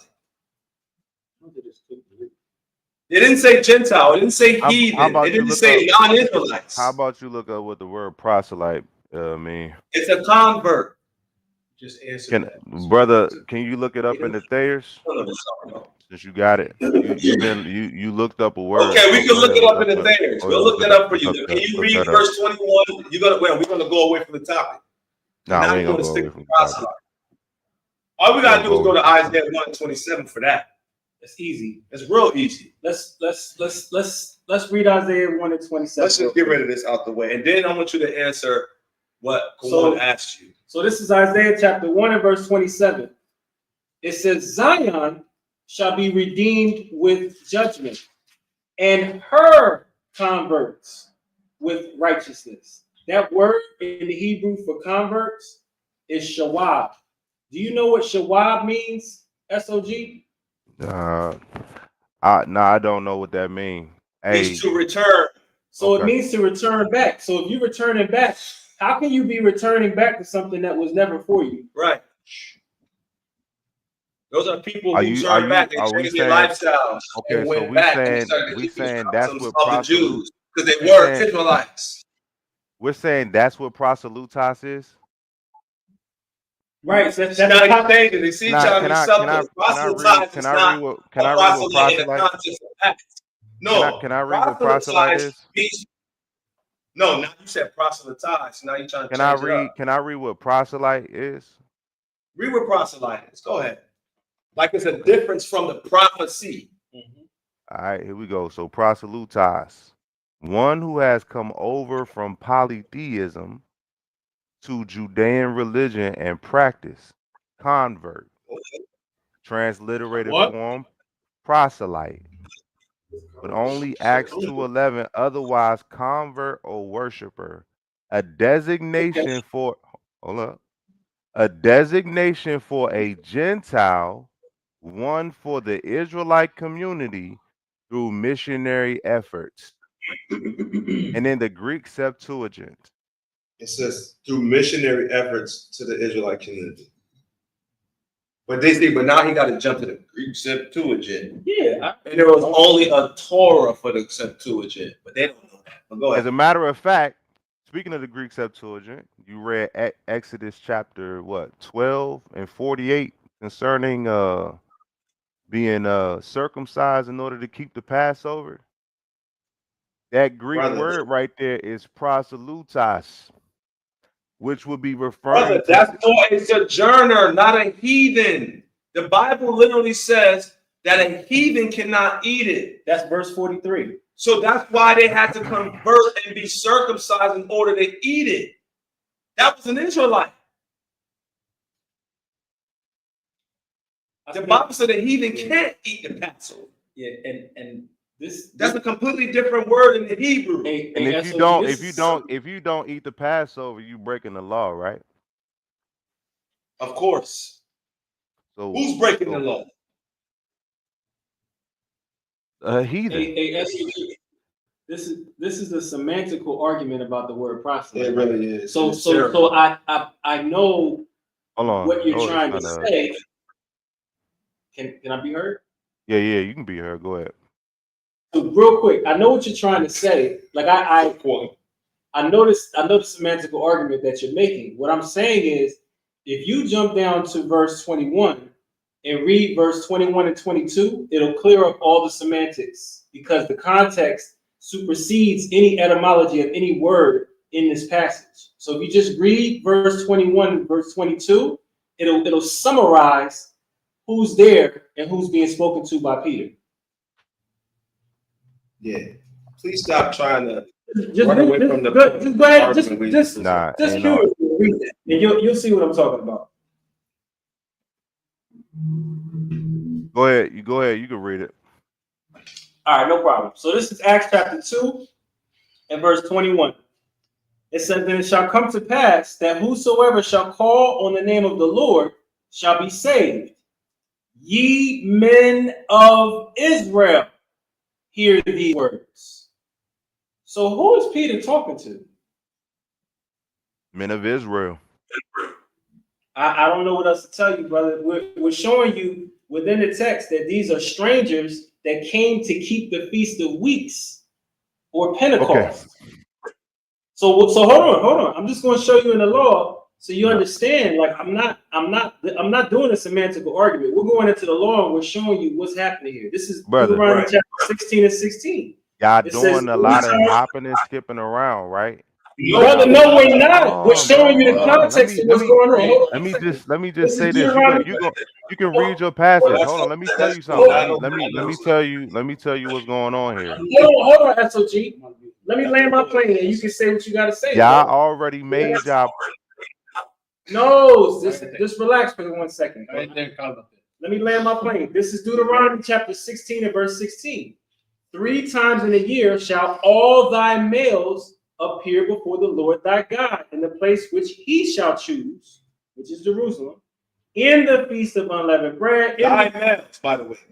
Thy males, Israel. In the feast of unleavened bread, in the feast of weeks, in the feast of tabernacles, and they shall not appear before the Lord empty. Every man shall give as he is able, according to the blessing of the Lord thy God, which he hath given thee.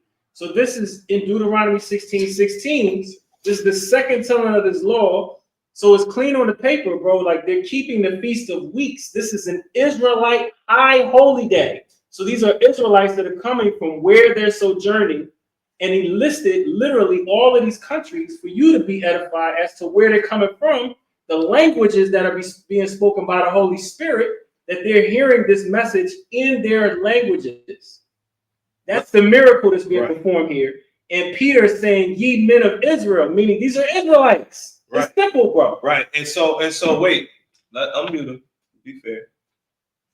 He's smart. But listen, no, it's cool.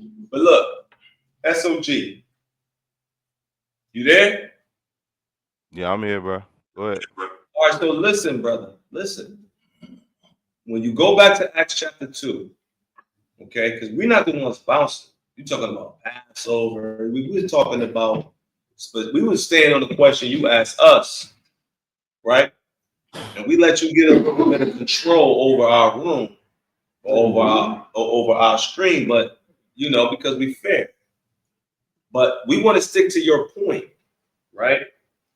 Continue to read Acts chapter 2. Hold on, what's my point again? Your point is Israelites being becoming Gentiles becoming Israelites, and I'm showing you how Israelites, even Jews, were called Gentiles. I'm trying to get you to understand what Gentile is. So I showed you how when Paul went to Gentiles, it didn't give an ethnicity. It gave the title Galatians. It gave the title Ephesians. I showed you that Paul was a sojourner or a stranger, not homeborn, right? Because 9 times out of 10, if you weren't homeborn, you were distant from the culture amongst other nations, which is why the law of the Passover was you had to make sure that he was circumcised, right? Because you are amongst heathen.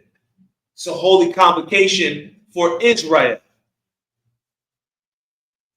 This is what like. I don't understand. Like, y'all don't believe the Most High is holy or something. Like, y'all don't know what the word holy means. It means to be set apart. Period. Right. Hey, Hold on. I want you to go to where it was listing the nations, because I got a question for it. Absolutely. Acts chapter 2. This is the book of Acts chapter 2 and verse, I started 8 for context. It says, "And how hear we every man in our own tongue, right, wherein we were born." See, these are Jews, right? Israelites who were born somewhere else, spoke different languages, born somewhere else. So what do we have to apply? The law of the stranger. One law to the one that's homeborn and the one that's not, which is the sojourner. He comes to visit every now and then. Jews here would denote Southern Kingdom, right? That's the Southern Kingdom. You say what now? That is the Southern Kingdom. Was not Judea the Southern Kingdom? Wasn't Judah the Southern Kingdom? Hold on, let me ask you this. Is gotta derail it again, but go ahead. Is Mesopotamia Southern Kingdom? No. Cappadocia Southern Kingdom? I didn't say that. Not what he said at all. Pontus? Was Judah the Southern Kingdom? Was Judah the Southern Kingdom? Judea. Yes. Right. Judea, which is Judah. Okay, yeah. It's Phrygia. Okay. Where were they all meeting? Is Phrygia Southern Kingdom? Where were they meeting? It says that these Jews were in Jerusalem. Okay, is that the kingdom of Judah? The capital of the kingdom of Judah. Is Jerusalem the capital of the kingdom of Judah? Yes, it is the capital, brother. Absolutely. Now, wait. So is that a kingdom? Is that a kingdom? Is that a kingdom? Yo. That would be the Southern Kingdom, yes. Now, check this out. Okay, bro. Hold on, bro. What are you arguing about? Hold on, bro. Hold on. Where were they born? Okay, we're gonna read it. We're gonna read it. No, we gotta read. We gotta read. We gotta read. I'm sorry, Salaki. It says, Acts chapter 2 and verse 8 again. "And how hear we every man in our own tongue, wherein we were born? Parthians and Medes, Elamites." Wait, hold on. Did the scripture just call Jews Parthians? Let's go up to verse 5. This is Acts 2 and 5. "And there were dwelling at Jerusalem Jews, devout men out of every nation under heaven." Okay, my gosh. Wait, go back down to where it talks about Parthians in verse This is verse 9. Parthians and Medes and Elamites. Wait, hold on. Elamites? Jews were called Elamites, SOG? Are Elamites Gentiles, SOG? Yeah, Shemites. They're from Shem. Nah, get off the stage. Nah, come on. So are Jews. Are Jews Shemites? See you later, Are bro. Jews Shemites? See you later, bro. Hey, I love you, SOG. We got I'm very patient. No, this foolery. No, political heart couldn't take it no more. I was very patient. Hey, hold up. Nah, bro. Sorry. Nah, bro. So hold on. So you see, hold on. So Mahayar, real quick, quick reset. Now we gotta do a quick reset. So his final answer on that was that they're Shemites. So now let me ask you this. Now look. I'm asking you. Are all of the children right? Go to Adam. At this point, we're going to Adam. That's what they told. So hold on. So Mahayar, Was he a nation? are all the children of Shem the chosen seed? Hell to the no. Okay. Right. Are all the children of Arpachshad the chosen seed? Hell to the no. Right. So as we go down the line, there's always a chosen son seed, and a chosen seed. Huh. And that goes down to Abraham, Isaac, and Jacob. How do you go from Shem to Elam? Well, they're Shemites. We have IOCK. So were Jews. That's the funny thing. We got Glory. That's a G. I don't know how to pronounce the name. Please click the link and stop. That's what G came back. And no, I had enough. He won. That's what G wants. Oh, I had enough of him. Hey, SFG, man, we'll continue this. We do got people in the queue, though. We got people in the queue. We got people accumulating in the chat, not clicking the link. No, that's not them the normal shit. You know, they just only help the truth. You can't be for the truth. You can't be against the truth. You can only be for it. Brother Ruben, would you like to join? Oh, Gloria, are you trying to click the link? All right, send the link out again. Apayat. We got that money. We will restart. Yeah. We will have a professional dialogue. SOG, he's a scoffer. He's different. We need someone with a comprehension level that'll be fair. Has to be one. That's all done.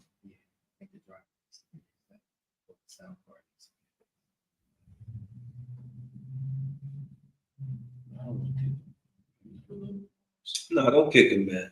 Right, click the link, please. You might be the anything you want to talk about, Brother Ruben?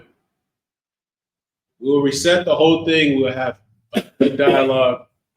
You know, if you have a question, if you want to speak, we'll let you speak. SOG, like I said, he's more than crass. I couldn't take it. Yo, SOG, you gotta admit, that was the most disingenuous answer, bro. They're Shemites. He said, "Were our Elamites Gentiles?" So, Brother Ruben, click the link and we can dialogue about that together. All right, go ahead. Click the link, Brother Ruben. Are white men allowed in the kingdom? The answer is hell to the no. Well, kind of. Because what's the role? No. They're not allowed in the kingdom. That's slavery. They're gonna be there. Yeah, but allowed in. Yeah, you gotta understand what he's asking. I mean, they're not allowed. Man, that's multiple questions, brother. Is Yeshua Yahuwah? No. No, he's not. Let's just click the link, brother, and come in, man, and get edified. I think some might be scared to speak. As Revelation 21:24 say, they're reserved. Yeah.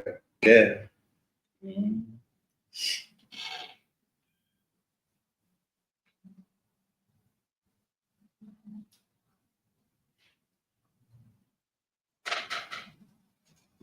Brother Ruby, you gonna click the link? If not, we're gonna answer the questions that was before us. What questions?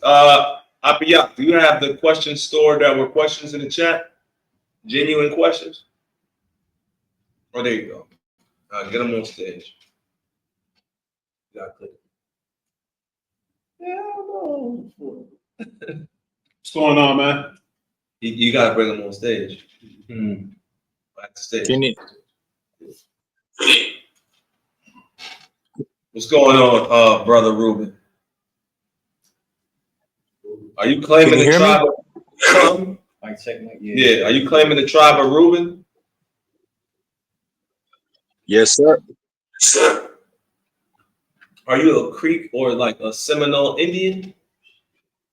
If they'll have me. If what? If they'll have him, he says. Nah, there's no such thing as just if you'll have him. Like one of the brothers in our camp, he's a real Creek Indian. Like he's a Creek Indian, like for real. He's a real Reubenite. So I don't know if you are an actual descendant of Reuben. So that's why I was asking. I've never had a DNA test. It don't got nothing to do with the DNA test. It's all about the spirit, man. Vibration of the word of God. Yeah. That's what Isaiah 44 teaches. So, Okay, so what's your question? All right, so that doesn't make any sense. That doesn't make any sense. Make any sense to me. Then Give me also let me show you why I'm saying that, Ruben. if it doesn't have anything to do with DNA, and 3. No, it does have nothing to do with DNA. Show me DNA in the Bible. See, if you wanna inject that into the conversation, I won't have no problem having a discussion with you. But you can't inject DNA into the Bible. There was no such thing as taking mouth swabs and things of that nature when the Most High said, "Let there be light." Right. The Most High has power to wake up His children. I don't know why people they lack confidence in the fact that the Most High can do anything He wants. Like He can't say, "Hey, look, all that happened to y'all, sold into slavery and stuff. Exactly. You know, that was a sign that y'all sinned against me, y'all the Israelites." The Most High can't do that. You don't think that this is happening you think it's happening by coincidence? Like I said, you're an Israelite. Y'all think that happened? That's a funny thing, bro. I mean, it's how you know imperialism is Edomite imperialism is crazy. So we just gotta go through all of y'all systems to prove anything that's valid, right?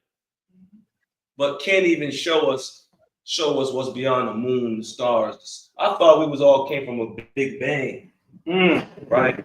When you say the Bible, it says no. God said this and God said that, and God ordered everything, just like God ordering particular souls and spirits in the end time to judge the wickedness that has superseded the planet Earth, man. Like, why can't you accept that? do you claim to be Judah? Yes, I do.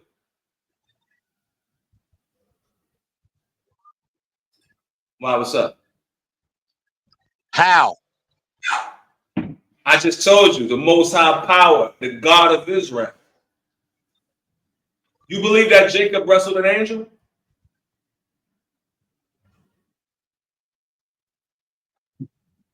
You believe that Jacob wrestled an angel? Yes. Do you believe that Samson killed 1,000 Philistines with a donkey jump? Yes. I'm telling you, I'm from the tribe of Judah.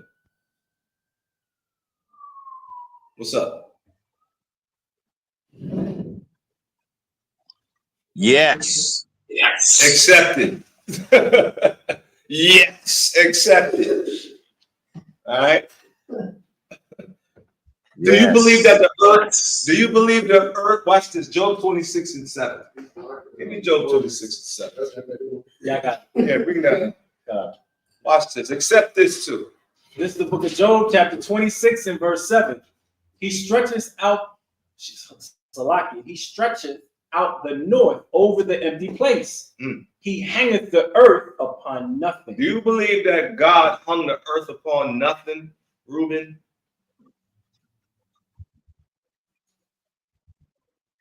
Is the earth just floating, suspended on nothing?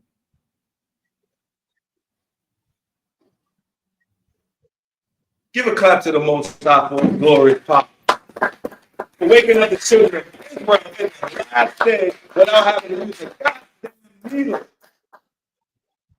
Or a Q-tip.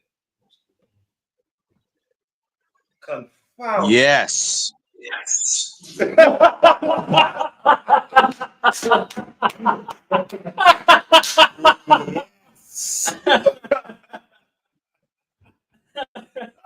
Yes. I always said, man, the top three funny, the top funniest Edomites is Jim Carrey and Will Ferrell. Jim Now we Carrey's got top tier. Brother Ruben at number 3, man.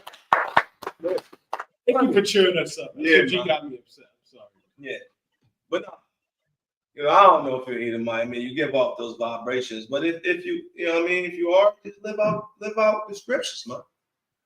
That's the Lord ordained. Just like the Lord ordained 400 years of slavery here. So now in the end, we're figuring out by the Most High Spirit, this is why everything happened, and now there's a resurrection, man. Give me Isaiah 44 and verse 3. I got it. This is the book of Isaiah, chapter 44 and verse 3. For I will pour water upon him that is thirsty. See, what did Christ say?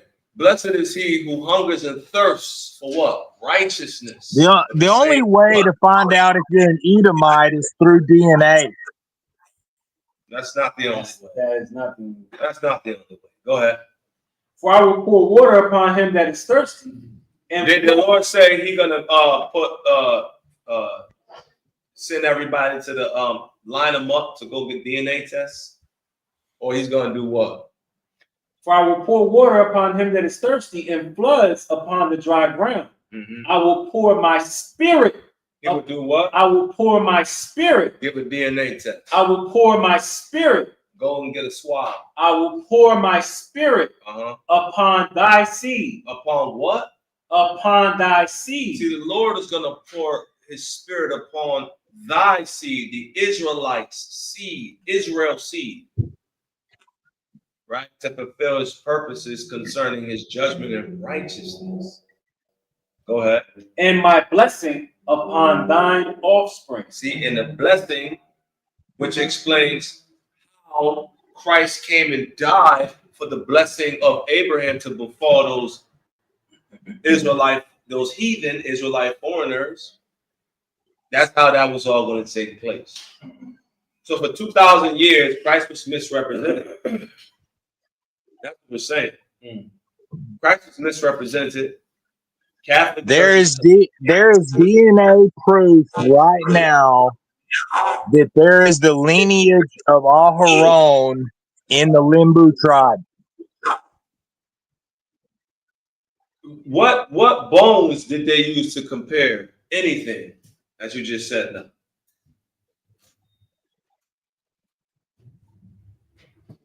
You gonna go to Lucy? He gonna say yes. Yes. Right? That's funny, man.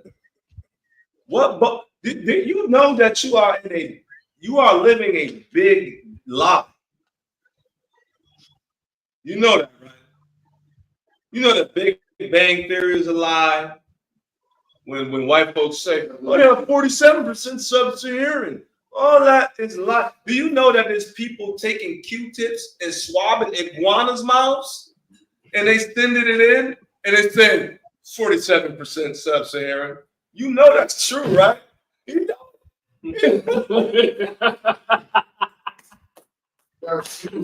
1 Timothy 6:20, man. This connection is lagging big time. I'm having a hard time of following you. Let my people go. Destroy Egypt, man. Wake my people up in America, man. Destroy Egypt again. This is the book of 1 Timothy chapter 6 and verse 20. Yes. O Timothy. Yes. Yeah, you're going to become an audio bite, man. Go ahead. Hold on, buddy. This is the book of 1 Timothy chapter 6 and verse 20. O Timothy, keep that which is committed to thy trust. Wait, hold on. Keep that which is committed to thy trust. Avoiding profane and vain babblings and oppositions of science. And what? And oppositions of science. Is science, modern day science, an opposition to God? Give me 2 Thessalonians chapter 2. They're talking about God not real. The same people that saying God not real is the ones saying, yeah, you're 47% sub-Saharan, iguana man. This is the book of 2 Thessalonians, chapter 2 and verse 4. Can't make this up. I started 3. Let no man deceive you by any means, for that day shall not come except there being a falling away first. Hey, brother, so you're only Judah through the Spirit, right? No. I'm Judah via the descendancy, and how I know that is by the Spirit.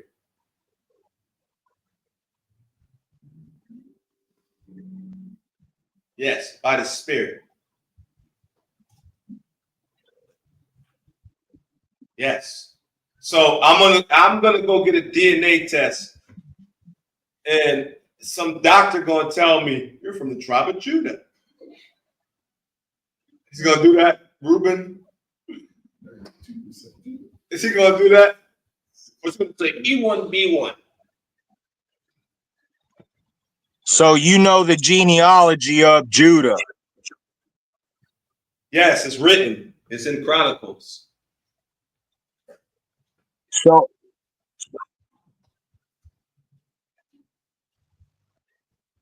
Yeah. Keep reading. The book of 2 Thessalonians, chapter 2 and verse 3. Let no man deceive you by any means. For that Don't let them doctors. Just give me Job 13. I'm old Woodside. Job 13 and 4. What? You remember that one? He know. That's the old Woodside one. Check it out. This is the book of Job, chapter 13 and verse 4. And you're in that genealogy. Listen, Job. Listen to Job 13 and 4. Read that. This is the book of Job, chapter 13 and verse 4. But ye are forgers of lies. Ye are forgers of lies, taking damn people swabbing iguana saliva, sending it in, saying, I'm gonna figure out if this is a trick or not. And they sending back letters in the mail talking about you are 40% sub-Saharan. Go ahead. Forgers of a damn lie, man. Forgers of lies. Ye are all physicians of no value. What? Ye are all physicians of no value. God said that these scientists today are physicians of no value. Think I'm going to trust someone who's telling people that there's probably iguana mouth that they're 40% sub-Saharan? Come on, scientists and physicians, their life's work. Yeah. On foolishness. Built on foolishness, man. Yes. I mean, what did Chris Rock say? You got a rocket shit that can go all the way up in space, but you can't keep a bumper. Right. All the way in the car. Yeah. Want to say to go out? I'm holding that. Oh, yeah. That 2 Thessalonians. Yeah, read that 2 Thessalonians. This is the book of 2 Thessalonians, chapter 2 and verse 3. Let no man deceive you by any means, for that day shall not come except there be a falling away first, and that man of sin be revealed, the son of perdition. Who's the son of perdition, man? Esau, man. The son of destruction in hell, man. You can't see that with your naked eye? Go ahead. The son of perdition, who opposeth and exalteth himself above all that is called God. See, he opposes, just like his science opposes God. Don't even deal with that, man.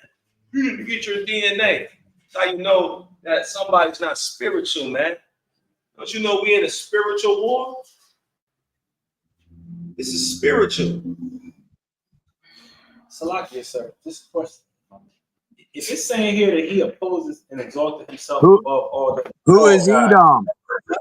Of course. Because What is Satan, man? Satan is the adversary. He opposes all that is God. That's his purpose. So if God said that he was going to call the children of Israel by his spirit, why are you opposing that? Why are you mad at that? Why I gotta go amongst another system of science to learn that? Give me Proverbs 8 and 26. Our God is fully aware of all of the periodic table. Everything that's on the periodic table, he's fully aware of, man. Just like he's fully aware of everything in the spiritual realm, that a lot of people can't even discern. Right? In Proverbs 8:26. This is the book of Proverbs, chapter 8 and verse 26. While as yet he had not made the earth. See, why as yet he had not made the earth? Was he a spirit? Of course. There was nothing physical. Go ahead. While as yet he had not made the earth, nor the fields, nor the highest part of the dust of the world. When he prepared the heavens. Wait, what is the highest part of the dust of the world? With a DNA test done, though, you can see if you're Native American or you're Spaniard or you're African American descent. They go by the mitochondrion. And they only and that's only 2% of it. Right. So, like, what are we talking about? When the Israelites go through the seed of the fathers, he said he's going to pour out his spirit upon his seed, on his seed. So real quick, just a question for you in reference to DNA. What type of DNA test is a Y DNA test? Just to see if you understand it. What does that mean?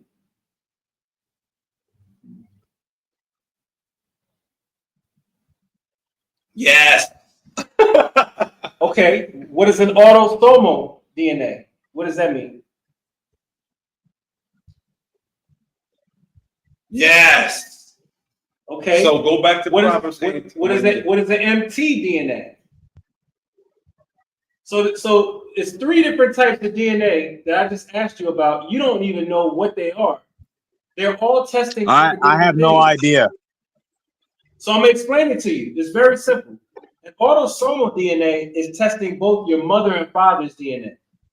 mtDNA is a mitochondrial based on the mother. I have no idea.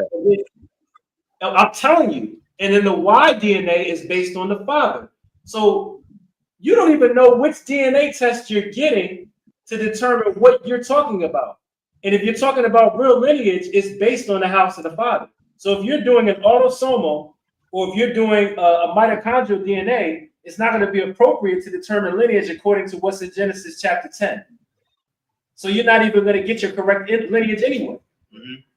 Go ahead. Right. Proverbs 8:26. It's the book of Proverbs chapter 8 and verse 26. While as yet he had not made the earth, nor the fields, nor the highest part of the dust of the world. See, the highest part of the most high, what's the highest part of the dust of the world? What's the scriptures talking about? When he prepared the heavens.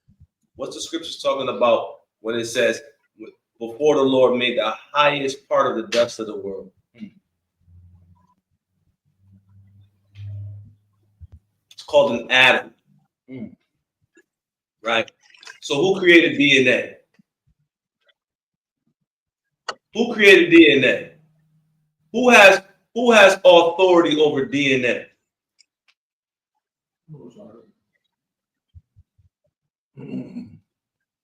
Read that one more time. This is the book of Proverbs, chapter 8, verse 26. While as yet he had not made the earth, nor the fields, nor the highest part of the dust of the world. The highest part of the dust of the world. Even in your science, you have hydrogen, oxygen, right? The Most High. No, the Most High is not dust of the world. He's scared. He's scared. He just called out. Yeah. He's scared. Wow. I think that we exceeded our time with him. Yo, let me tell you something. The highest part of the dust of the world, right, is anything you could break down in the Most High's creation that makes up the physical creation.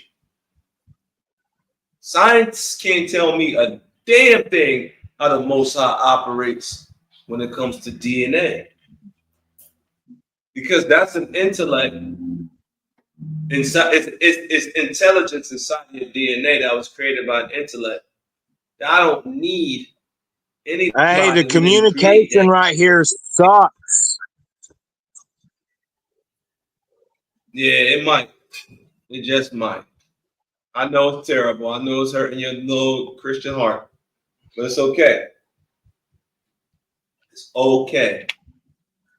Anybody else in the chat? Hey man, come back, man. But I thought you would have a more sincere question, man, being from the tribe of Reuben.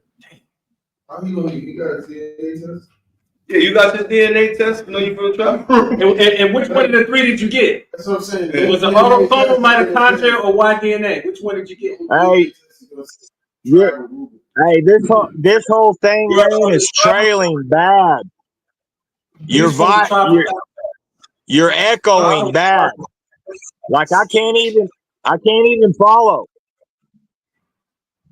We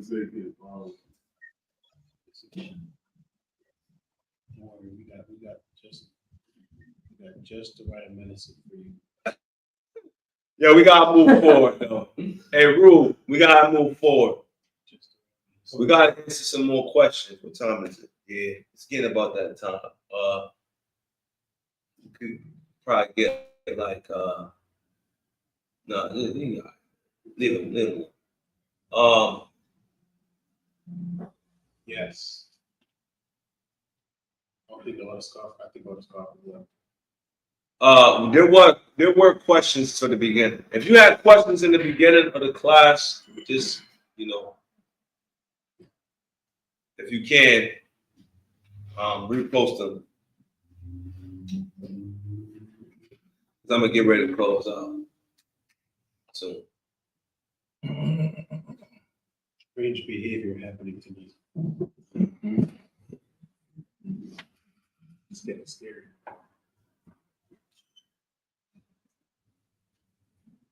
It was probably his connection. Can you go all the way up to the top? You can drag it all up to the top, but there was questions at the top. Go all the way. Yep, so go down a little bit. I seen a couple questions. There's 4 in the private chat. Click that. Okay. All right.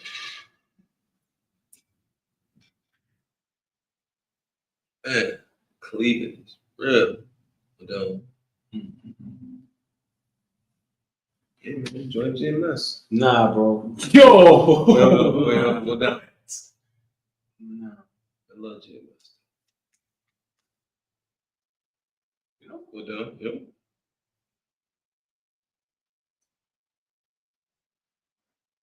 Job 31. Oh no, go down. There were. I don't think that's. I hope there was questions. No, there were questions. I saw them, but I think that it just kind of like got lost. If you had questions in the beginning, you can repost them. If not, thank you for joining the class. Whatever. Strange night. Yeah. I'm just feeling good though. Yeah. We're gonna work on the technical. Hey, look, man, like, share, subscribe. Subscribe. Ruben, you're welcome back. Y'all welcome back. Ask questions and things of that nature. But we're gonna close out. We're gonna keep it nice and short. You know what I'm saying, tonight. But for the most part,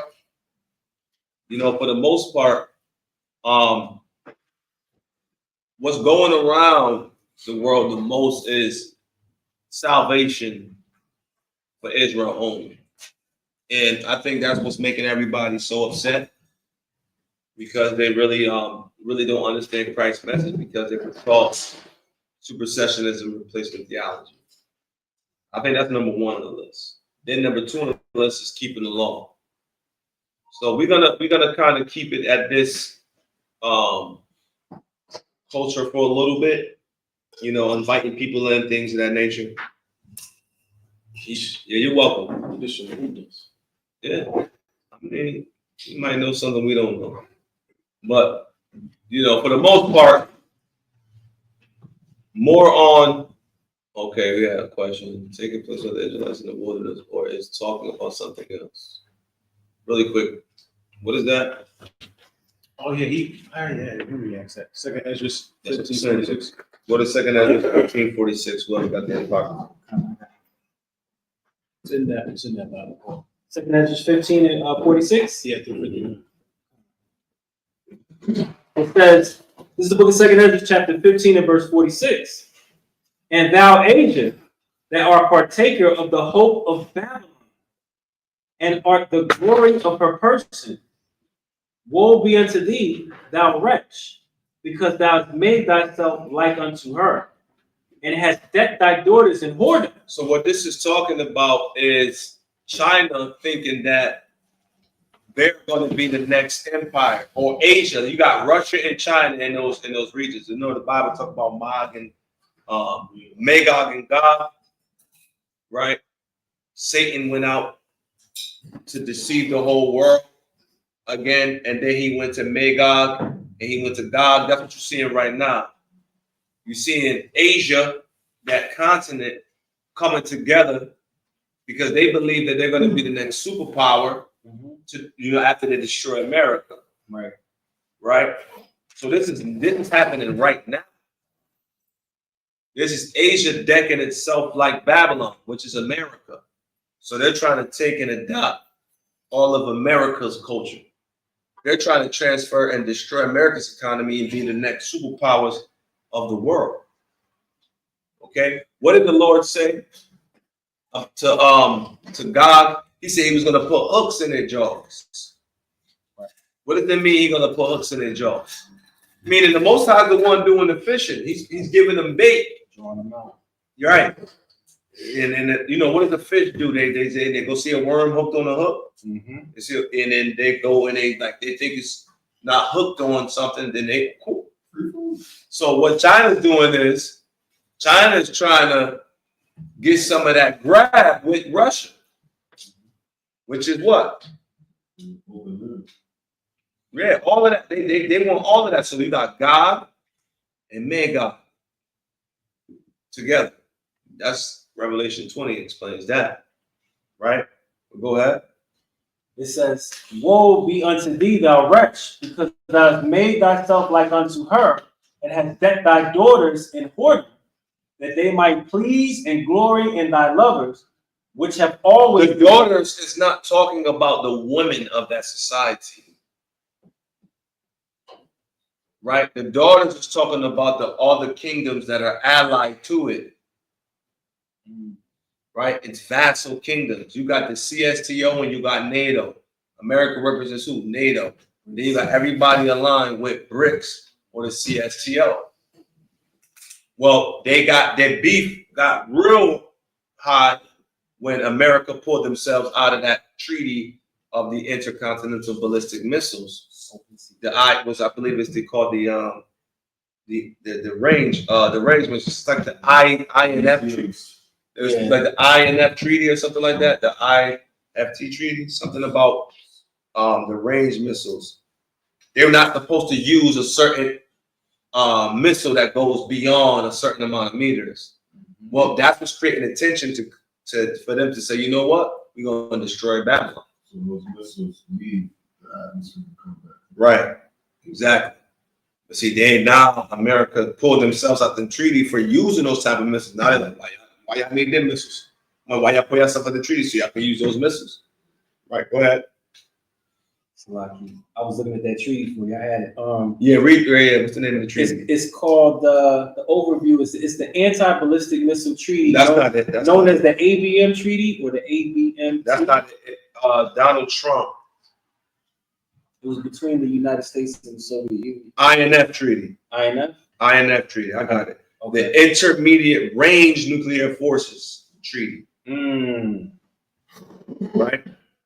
It says, was a landmark arms control agreement between the United States and the Soviet Union that required the elimination of certain land-based missiles. So they couldn't use certain missiles. So now America pulled themselves out from that treaty. They broke their treaty. So they're like, all right, well, go ahead. And has decked thy daughters in whoredom, that they might please and glory in thy lovers, which have always desired to commit whoredom with thee. Thou hast followed her that is hated. See, thou hast followed her that is hated. Babylon is hated. So now, remember, America is the glory of the Chaldees. Remember, Babylon from the Tower of Babylon. Remember, now they're trying to set up those altars and be like, when America's destroyed, we destroy them in this war. We are going to set ourselves up. Go ahead. Thou follow her that is hated in all her works and inventions. Therefore saith God, all of the inventions that happen here, they're like, we're the new superpower. We're going to control the merchandise. We're going to be the corporate powers of the world. We're going to control trafficking. Go ahead. Therefore saith God, I will send plagues upon thee, widowhood, poverty, famine. Widowhood is just not, widowhood means they're going to die. The men are going to die in war. And also another fold is talking about they're not going to have any, they're not going to be married to nobody, meaning they're not going to have any allies. They're not going to be linked to anybody that's going to come out and help them. Right? Go ahead. Widowhood, poverty, famine, sword, and pestilence, to waste thy houses with destruction and death. And the glory of thy power shall be dried up as a flower. So the question was, is this going to happen while Israel's in the wilderness? Right? So what we teach here is Isaiah 26 and 19 and 20 teaches that we're going to be saved while the indignation is happening. Right? Then the Bible says in Isaiah 26 that we're going to wait until the indignation pass over. Mm-hmm. When the Most High says Gog and Magog, Satan going to go out and deceive them, then a great fire from heaven is going to come down upon them. That's Armageddon at Christ's appearance. Right. So in the same time, we're giving Isaiah 31 and 5. The same time we're being delivered, the Lord is going to be destroying. This is the book of Isaiah, chapter 31 and verse 5. As birds flying, so will the Lord of hosts defend Jerusalem. Yeah, come on, quick on that sword, man. No, I don't know if your name is Swift anymore, man. You got to be swift in other areas, man. Go ahead. Defending also, he will deliver it, and passing over, he will preserve it. Right. Passing over, he's going to preserve it, meaning he's going to keep it protected. Right. At the same time he's delivering, he's going to be destroying the enemy. Right. He's going to be destroying those powers going to fight against him. So this is all happening simultaneously. Go ahead. This is the book of 2nd Ezra, chapter 15. But 2nd Ezra 15 is happening while we speak. Go ahead.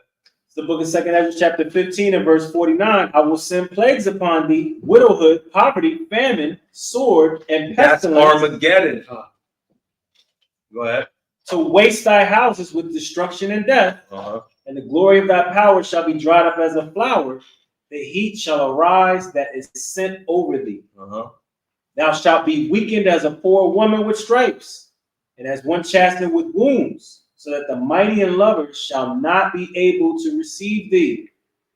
What I with jealousy have so proceeded against thee, saith the Lord? If thou hadst not always slain my chosen. See that? They had a hand in our destruction. Go ahead. If thou hast not always slain my chosen, exalting the stroke of thine hands, and saying over their dead, when thou was drunken, set forth the beauty. When thou was drunken. Remember, Russia and all of them, they had a hand in, and remember, Russia was black all the way, Israelite powers all the way to the 19th century, man. Where you think you get the book Russian Icons? Right. Iconoclasm, when it was painting over the Russian czars, the black Russian czars. They had a heavy stroke on them, but see, they was drunken at one point. But when you see, remember, all the nations was drunk against Israel and putting us in slavery at one point. When you drunk, you go to sleep and you wake up and you have a hangover and say, "What happened?" But the Most High didn't forget. Okay, go ahead. When thou was drunken, set forth the beauty of thy countenance.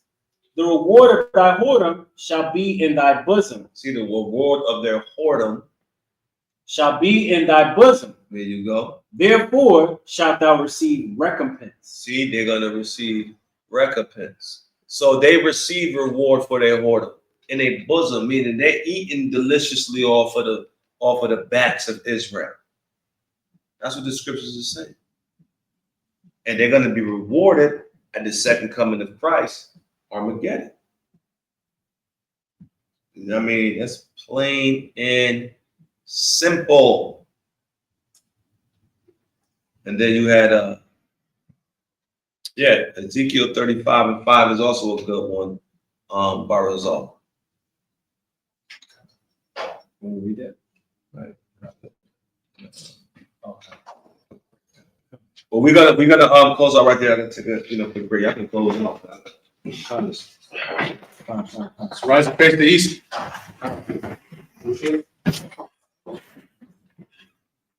It's the book of Psalms, chapter 7. O Lord my God, in thee do I put my trust. Save me from all them that persecute me and deliver me, lest he tear my soul like a lion, rending it in pieces, while there is none to deliver. O Lord my God, if I have done this, if there be any iniquity in my hands, if I rewarded evil unto him that was at peace with me, yea, I have delivered him that without cause is my enemy. Let the enemy persecute my soul and take it, yea, let him tread down my life upon the earth and lay my honor in the dust. Selah. Arise, O Lord, in thine anger. Lift up thyself because of the rage of mine enemies, and await for me to the judgment that thou hast commanded. So shall the congregation of the people compass thee about. For their sakes, therefore, return thou on high. The Lord shall judge the people. Judge me, O Lord, according to my righteousness and according to my integrity that is in me. O let the wickedness of the wicked come to an end, but establish the just. For the righteous God trieth the hearts and reins. My defense is of God, which saveth the upright in heart. God judgeth the righteous, and is angry with the wicked every day. If he turn not, he will whet his sword. He hath bent his bow and made it ready. He hath also prepared for him the instruments of death. He ordaineth his arrows against the persecutors. Behold, he travaileth with iniquity, and hath conceived mischief, and brought forth falsehood. He made a pit, and digged it, and is fallen into the ditch which he made. His mischief shall return upon his own head, and his violent dealing shall come down upon his own path. I will praise Yahweh according to his righteousness, and will sing praise to the name of the Lord Most High. In the name of Yahweh, by Hashem Yahweh Shai, the Watem Yad, Aman. Amadim Shabbat. Amadim Barak. Yahweh Hashem Yahweh Shai Barakah.